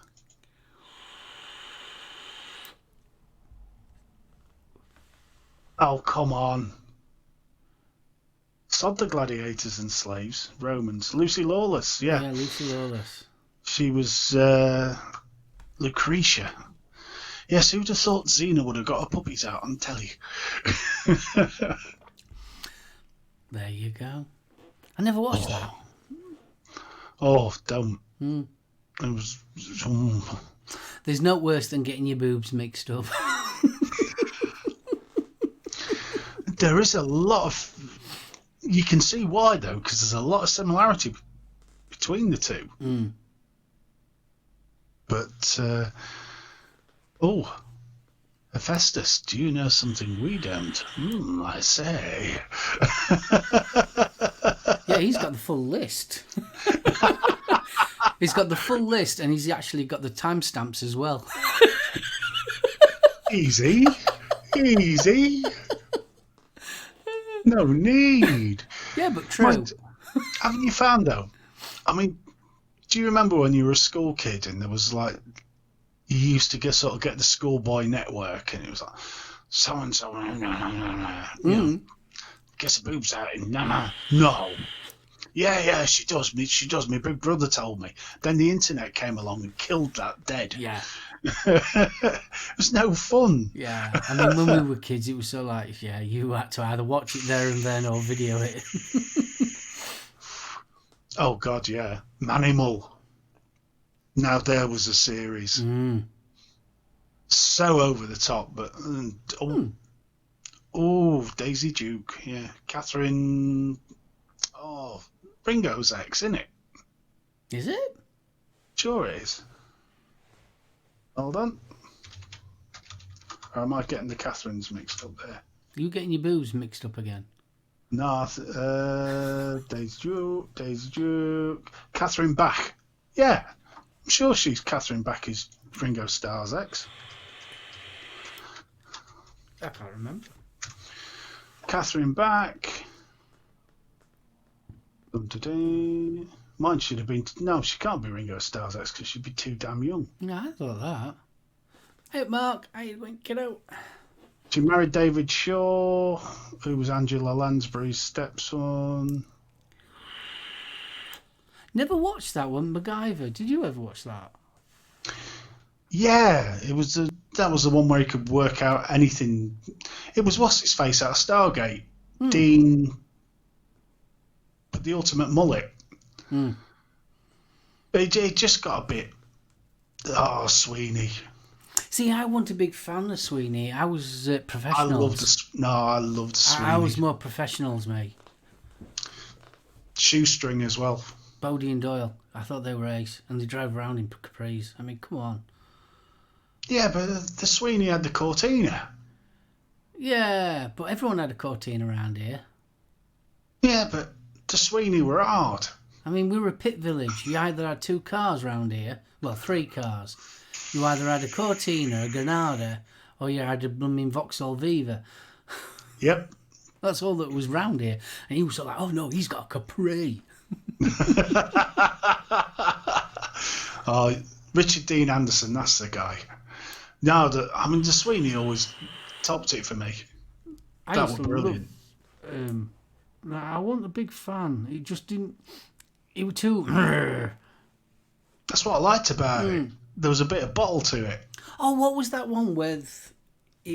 What's his face? Sing the theme tune, play the theme tune. He went off with Arthur Daly. Yeah, Minder. Minder, that were it. Sorry, my brain just went off on one there. You mean the geezer that ended up rolling around with Rula Lenska? Waterman. Dennis Waterman. Another one. Can you remember Sapphire and Steel? Yep. Oh, yeah. Joanna Lumley.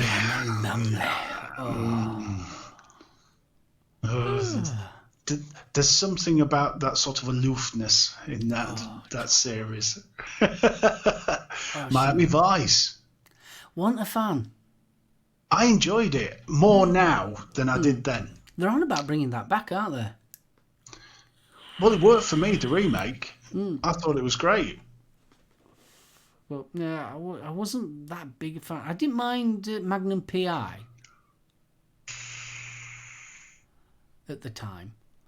That was an overgrown kiddies show. It was like the A-Team. Loads of bullets flying everywhere and nobody got hurt. MASH. Now there's one I've been watching recently. They're just showing them all again on Freeview on a night. So you get a couple of hours of MASH. I've been having a great time with that. Yeah, MASH was good. Never got into Cheers. Did you? No, not my sense of humour. Strangely enough, though, and I know the show's being mentioned already, Are You Being Served was. I used to like that, Are You Being Served? And Stuart says we're like the Likely Lads.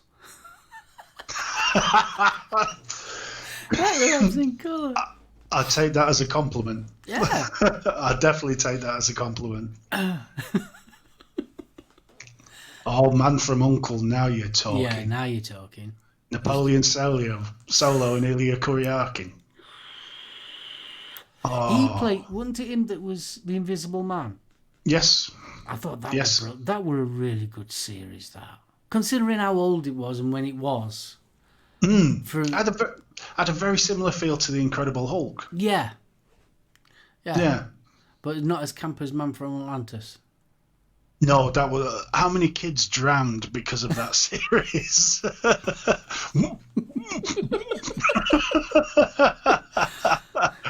Oh, I mean, I've watched Man from Atlantis as well. You know, it's amazing what you can find on some of the streaming sites. And Man from Atlantis. It's not bad. It's a bit up its own backside, but it's better than Dallas. Can you remember the Spider-Man TV series back in that era? Oh God, yeah. I went to the cinema to watch. Was it Eye of the Dragon, which was the first Spider-Man film? It was the same people in the film as it was in the TV series. TV series. It was very camp, though. Oh yeah. But bread. I want to be a model. Bread was a very clever, even though it was comedy, it was very, very clever. You would struggle now to do that because it is a timepiece of the 80s and how bad things were especially up north, how bad things were, especially with unemployment and things like that. It just really... The wheelie dealing that people used to do and that. Yeah. Muppet Show, that's just a classic. Yeah. The 70s Muppet Show were brilliant. It was awesome. I still think it's still clever how they did that. Now that was a TV series that I enjoyed but didn't watch that much, was Only Fools and Horses. I thought the early Only Fools and Horses was really good, but then after a while I got bored with it. I don't know, because it resonated. You remember the yuppie stage that Del went through? You know, that really resonated because there was loads of wannabes around here. Yeah. It was just brilliant. Get some in. Power to the people. The only way to get some out, and that's to get some in. Oh, Citizen Smith. Now, wasn't that next year we'll be millionaires? We wish. We'll do with 10,000 subs, thank you. Yeah. Like that's going to happen ever? Yeah. No. No. Citizen Smith, that has dated, but it's the same as sort of Love Thy Neighbour and the rest of it, yeah. And remember Robin's Nest. Yeah, wasn't that the follow-up to? It was kind of, wasn't it? Because it was. I know what you're going to say. Love Thy Neighbour. Is it Love Thy Neighbour? No. I'll Google for it. Robin's Nest wasn't the original, was it? No, Robin's Nest was the same characters. George and Mildred. Oh, that was the other spin-off. Yeah, George and Mildred. But wasn't that all part of the Live Birds and... Man About the House, that was it. So he was the lead character, one of the characters out of Man About the House, and then Robin's Nest. But, Good Life, Felicity Kendall's Good Life. Bottom. I've got the complete series. Now, do you remember To the Manor Born? I do remember it, yes. Now, I always enjoyed that more than The Good Life.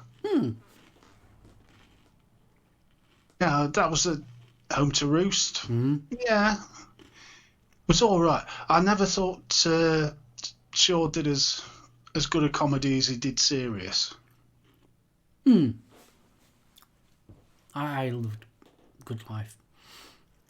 See, I wanted to marry her, and I ended up doing it. I did. I mean, like Hazel, Shoestring, Chinese Detective. Those I all loved. You know, the BBC One crime drama. Honor Blackman. Oh, yes. Ah. Home to Roost. Yeah, I remember that one.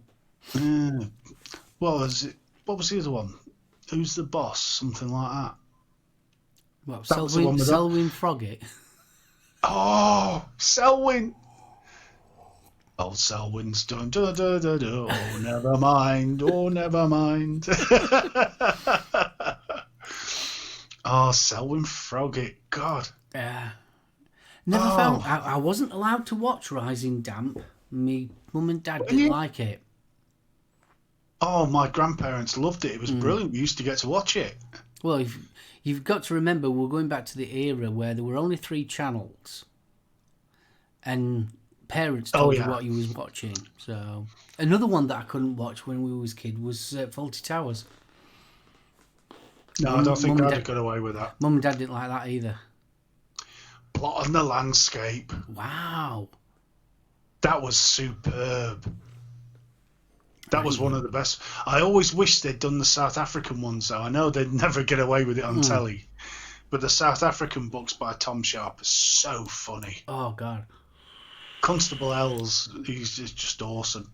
Right, Fall and Rise of Reginald Perrin, yeah. There was another one. Had Peter Davison in as a doctor. A very peculiar practice. Now, unless you watched it first time around on BBC Two, you've probably never seen it because it never seemed to get repeated. But, that was so good.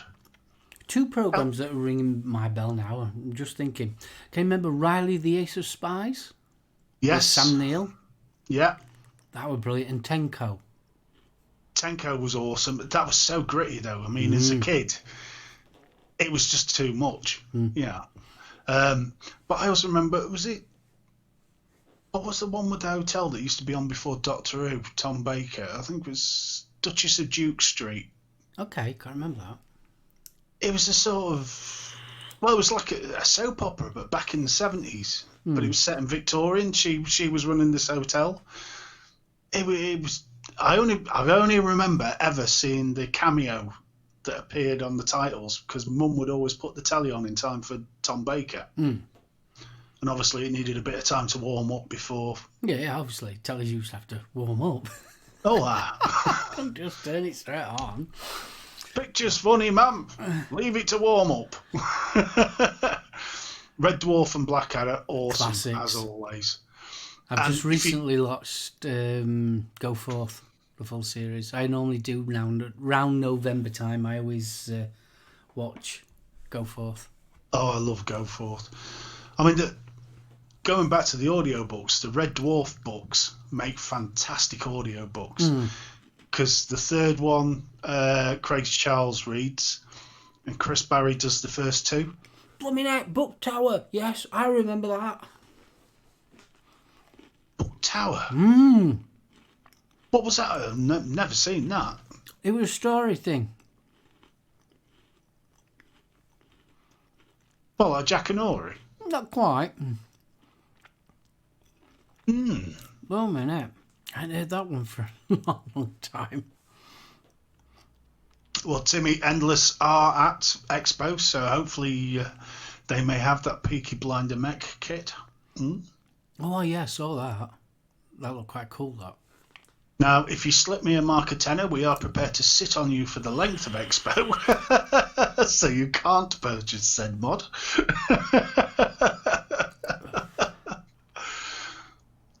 Yeah. Oh, what a great... The thought of Tom Baker reading stories. Oh, he's so good. He really is.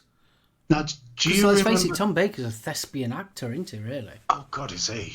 Do you remember him playing the vicar in Life and Loves of a She-Devil? Yeah, that scarred me, that did. Tom Baker's tallywhacker across the screen. He went from Doctor Who to Raging Pervert. Yeah. Well, he had to because he couldn't get much because they virtually had to boot him out from Doctor Who, didn't they? Oh, God, yeah. Poor lad. He was Doctor. Now, there's an autobiography I would like to read. Yeah, I would. I would love to read that. And we've got to include one of my Sunday favourites. Gling, gling, gling, da-da-da, gling, gling, gling. Tales of the Unexpected. Oh, God. I loved that. There was one of those that always stuck in my mind because it terrified me. And the guy had come to this big house and they were having this dinner party and they all turned out to be cannibals. And it just freaked me out. Completely ruined it for me. Cannibal Holocaust, couldn't watch it because of that. I loved it.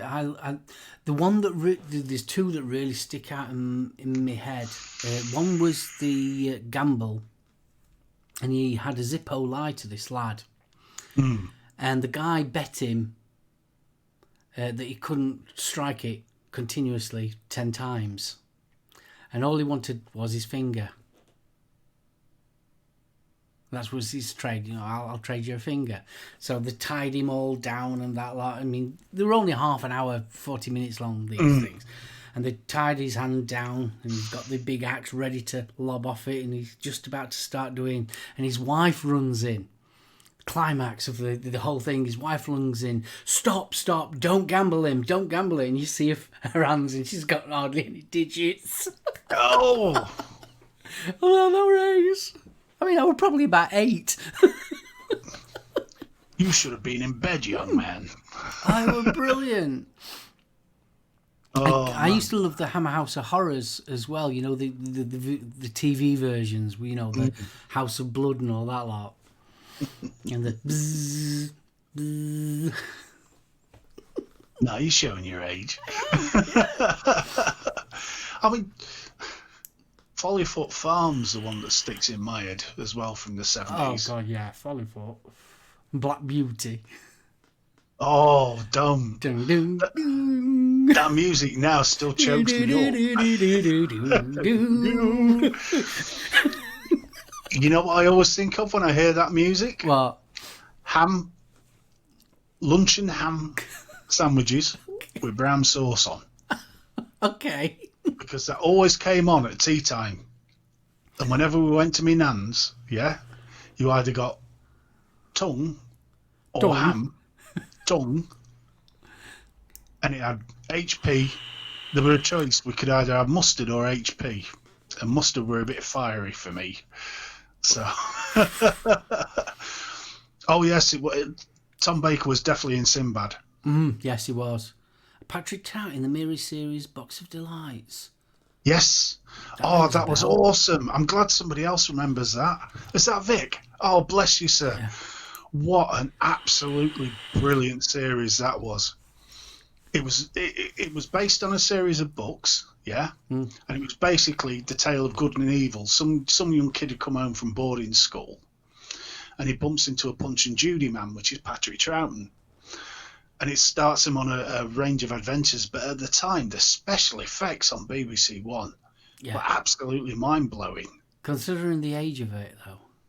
Oh, it's one that I've always wanted to get hold of, video or DVD, and you just can't get it.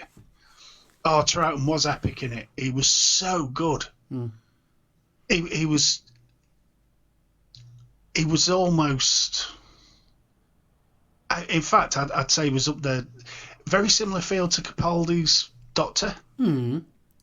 Very seemed nice, but there was always an air of menace to him. Yeah, I always got that from Capaldi's Doctor. Yeah.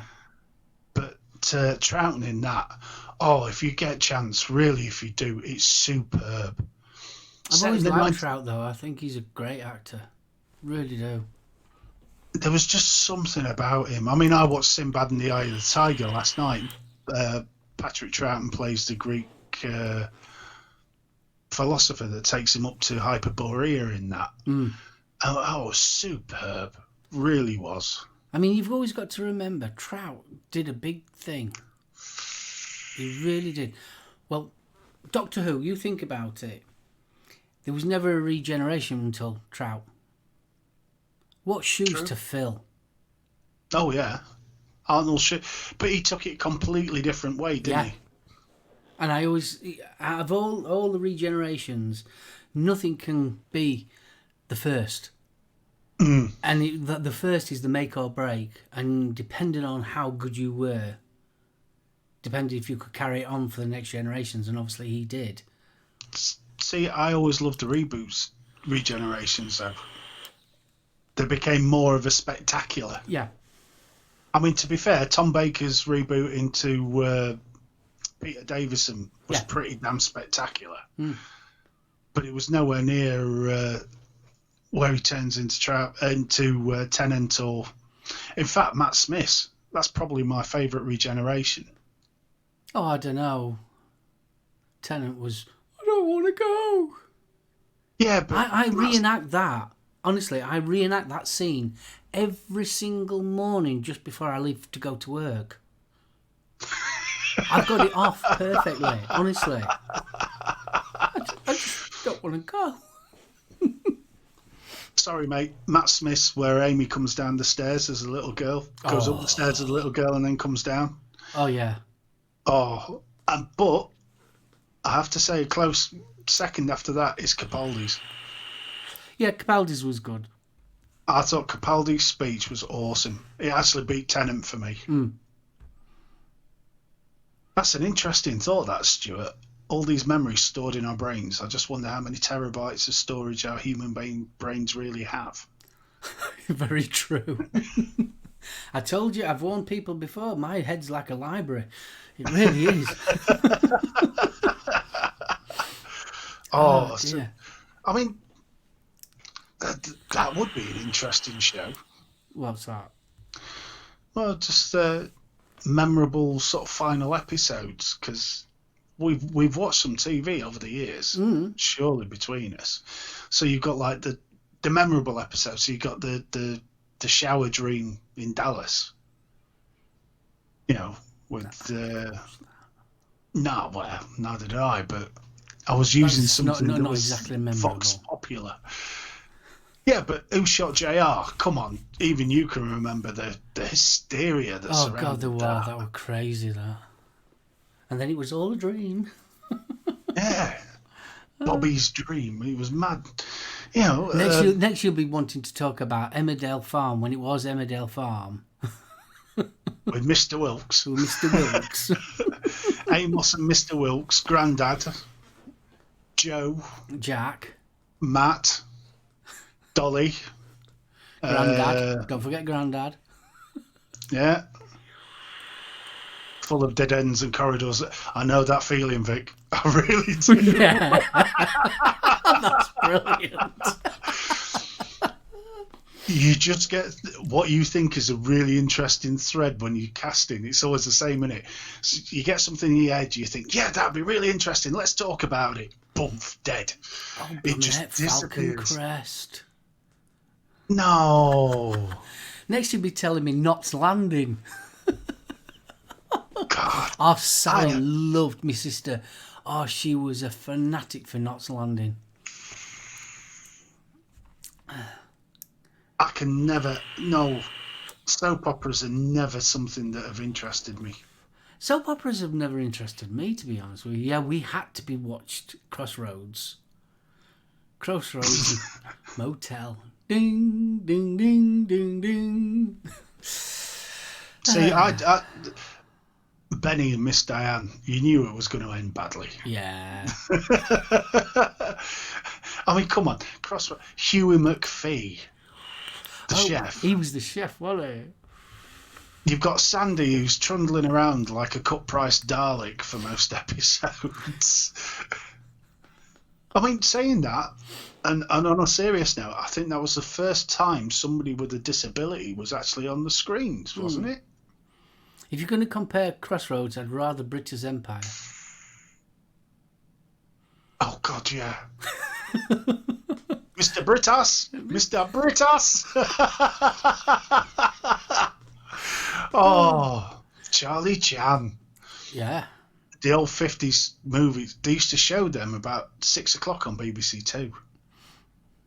Oh, that's going back a bit as well. Falcon Crest, no. Britass Empire was brilliant. Brilliant. Everybody knew a Britass, though, didn't we? Oh, yeah. You know, the guy whose heart's in the right place, he's the company's man, but he's a complete tosser. And when you think about it, it was almost based on Fawlty Towers. Almost, yeah. Almost. He was wasn't very as similar. aggressive. No, he wasn't nowhere near as aggressive, but very similar. Now, what was the other one? Oh, there was brushstrokes. That was another one I used to really enjoy. Willis. Don't you remember Brushstrokes? Yeah. What are you looking at, Willis? No, that was Different Strokes. Oh, that was Different Strokes. Oh, Brushstrokes. Brushstrokes Because was of you. These things I do. It was Texas Midnight Runner singer did the theme tune. Yeah, it was the cheeky chappy painter, wasn't it, Jacko? Oh, blooming heck, yeah. That was good, that. I had the serious hots for the Geordie bird that played the secretary. Oh. Mind saying that, Our Friends in the North. Do you remember that? Our Friends of the North. Yes, I do remember it. I didn't really watch it, though. Well, that was one of Craig Daniels' biggest TV hits, wasn't it? Yeah. Didn't he play the... I'm trying to think now. Was he the politician? I can't remember. Boone. Oh, Boone. Oh, that were a good one. Now, if you're talking theme tunes, that's a classic. Hi-O Silver. That was awesome. That's another one where Shelley was brilliant as well. Yeah, Shelley. Blooming heck. Him with bags under his eyes. What was his name? Hugh Bennett. Yeah. Lovejoy. Oh, I used to love Lovejoy. I wasn't a big fan of that. I was a massive fan of Lovejoy. We used to like watching Never the Twain. Yes. That was corking. They were Simon, wasn't it? That was the name of the character. The posh. There was the posh one, and then there was the Welsh guy. What do you call him? Him out of Ain't Half Hot Man. Yeah. Ooh. Now, Brushstrokes wasn't Michael Elphick. Boom was Michael Elphick. Yeah. I'll Feed His Own Pet was the first sort of comedy drama I watched. Yeah. Windsor Davis. That was it. Windsor Davis, yes. And Donald Swindon. Swindon, yeah. Lovely boy. Oh, you lovely boy. Whispering grass. Oh, the God, yeah. trees don't need to know. Vanderbilt. Now, if we're getting back to great theme tunes, Harry's Game. Oh, yeah. I still love that tune. Children are nearly. Now, are we talking the kids or are we talking the kittens here? Because if the kittens are hungry, then the kids are at risk. Vanderbilt. That really is a song for the early 80s, isn't it, Vanderbilt? Oh, God, yeah.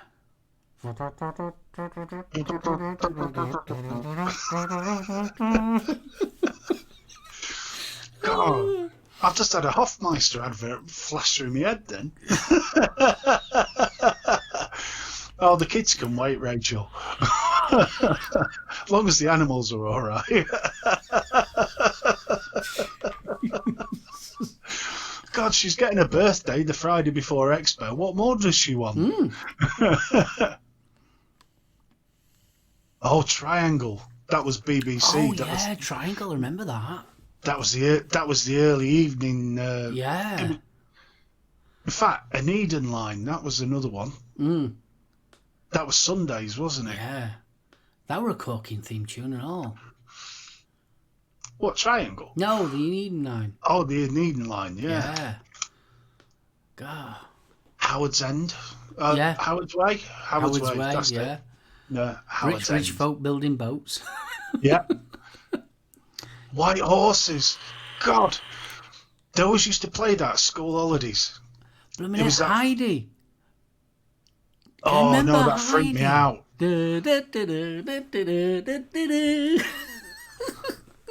No child should be that happy.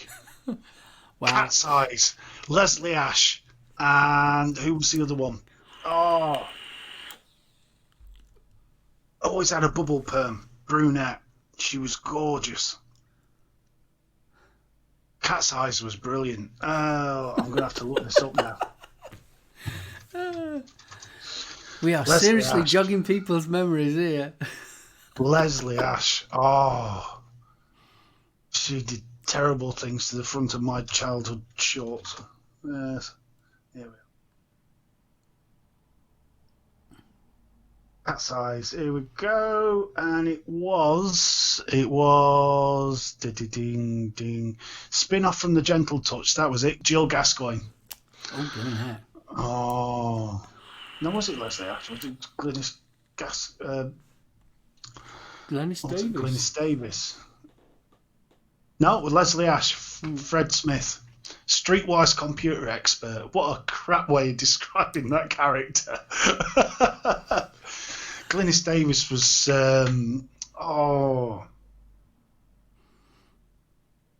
what was Glynis Davis? I know the one you're thinking of. I just can't remember the name of the damn Glynis Davis. Glynis. No, that's not the one I'm thinking of.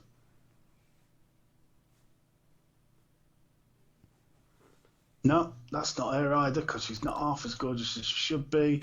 It was the American and the Brit. They were cops. She had the platinum blonde bob. Absolutely stunning.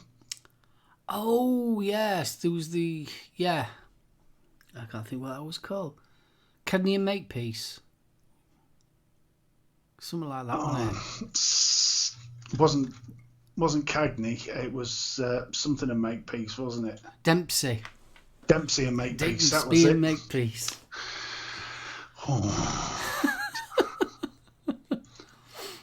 Des, I know, mate, it's great, because then in the job I'm in, if somebody ever Googles me, all they're going to see is pictures of some 70s actors. It's brilliant. Glynis Barber, that's it. The Waltons. I used to enjoy the Waltons. I preferred Little House on the Prairie. No, that was too pink and fluffy. Oh, well, I mean, I was a kid. I liked pink and fluffy.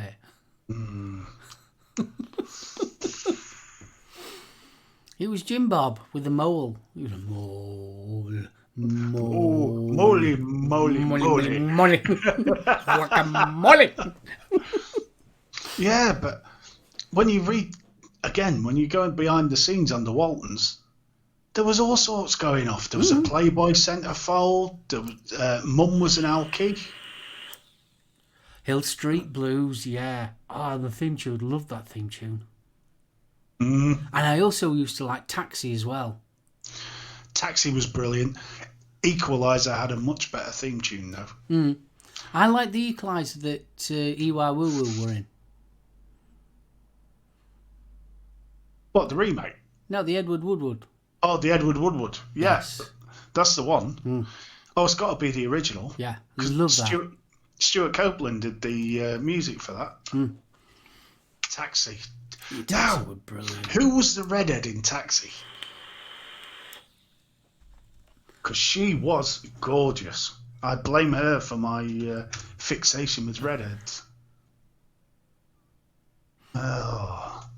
Because that was Danny DeVito's big one, wasn't it? Yeah, Danny DeVito and also Lloyd. You know, Doc.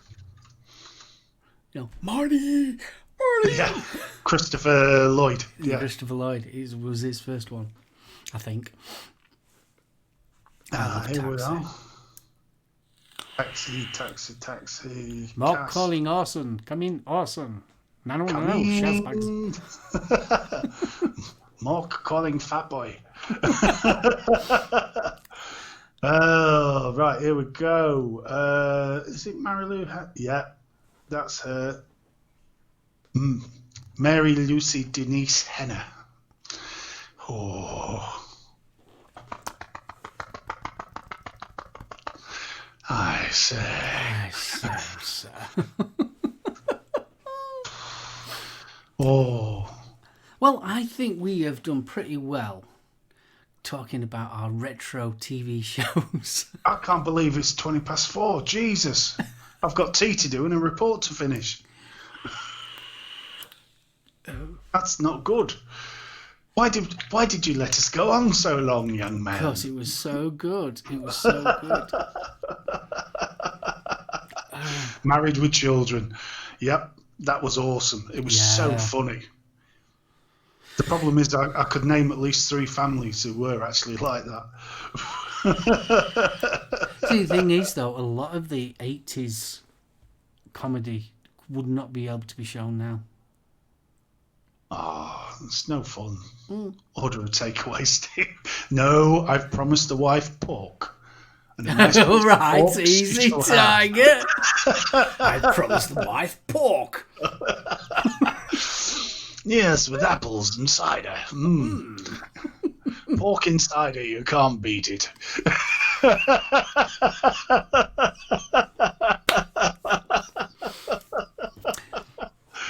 Oh dear.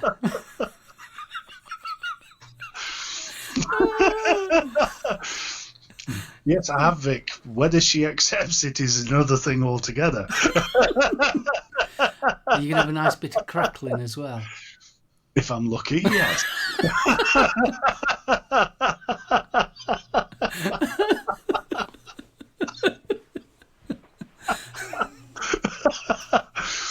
I'm surprised nobody's picked up on the pork insider yet. I think they are. I think they have. Yeah, definitely. A bit of drunk pork. Oh, yes, Timmy. Oh, yes. Oi, easy on the chipolata, Stuart. Easy on the chipolata. Right, let's wind this one up before it goes any further. Yes, definitely. Right, everybody that's joined us, thank you so much. You have got the old neurons firing this afternoon. There's been some names on there I haven't seen in years when it came to the TV stuff. Vic, thank you so much for joining us. Mo, mate, really appreciate that. Honestly. Really do, yeah. That's something special. Like it. Bless you. I owe you a pint for that one, mate. Not this time round because I know you're not going, but hopefully May. Yeah, hopefully in May we'll see you. That'd be awesome. Indeed. We'll bring our little glow sticks and we can have a little scoot. I want to get him on. No, I've decided I want to get him on main stage so he can do windmills. Doing his helicopter. Hey! Brings a whole new meaning to the meat raffle. Oh. Hey, chicken in the basket. Stop it. Bless you. Oh dear. Right, I'm going to wrap this one up then. Please do. Steve, thank you so much. It's been absolutely brilliant. Guys, just let you know there won't be a Tales from the Ohm next Sunday because we will be at Expo. If you are at Expo, please come and say hello to us. We are very, very friendly. If you want us to bite, we will, but... Just remember to give us the safe word. Yes. Oh, I can't wait. I really can't wait. Don't forget there's going to be an home service on Thursday where we'll be doing sort of like an expo-y type special, telling you what things to do, where to go and things like that. Hopefully we'll get the map up and things like that. And We're allowed to tell people where to go. Yeah, I'm sure. All this time, and you never told me I can tell people where to go. Yeah, you were allowed. Oh, bless you. Right, say goodbye to the beautiful people. Bye-bye, beautiful people. Bye-bye, and we'll see you all on Thursday, and then everybody at Expo, we'll see you then. Bye! Oh, yes. Bye!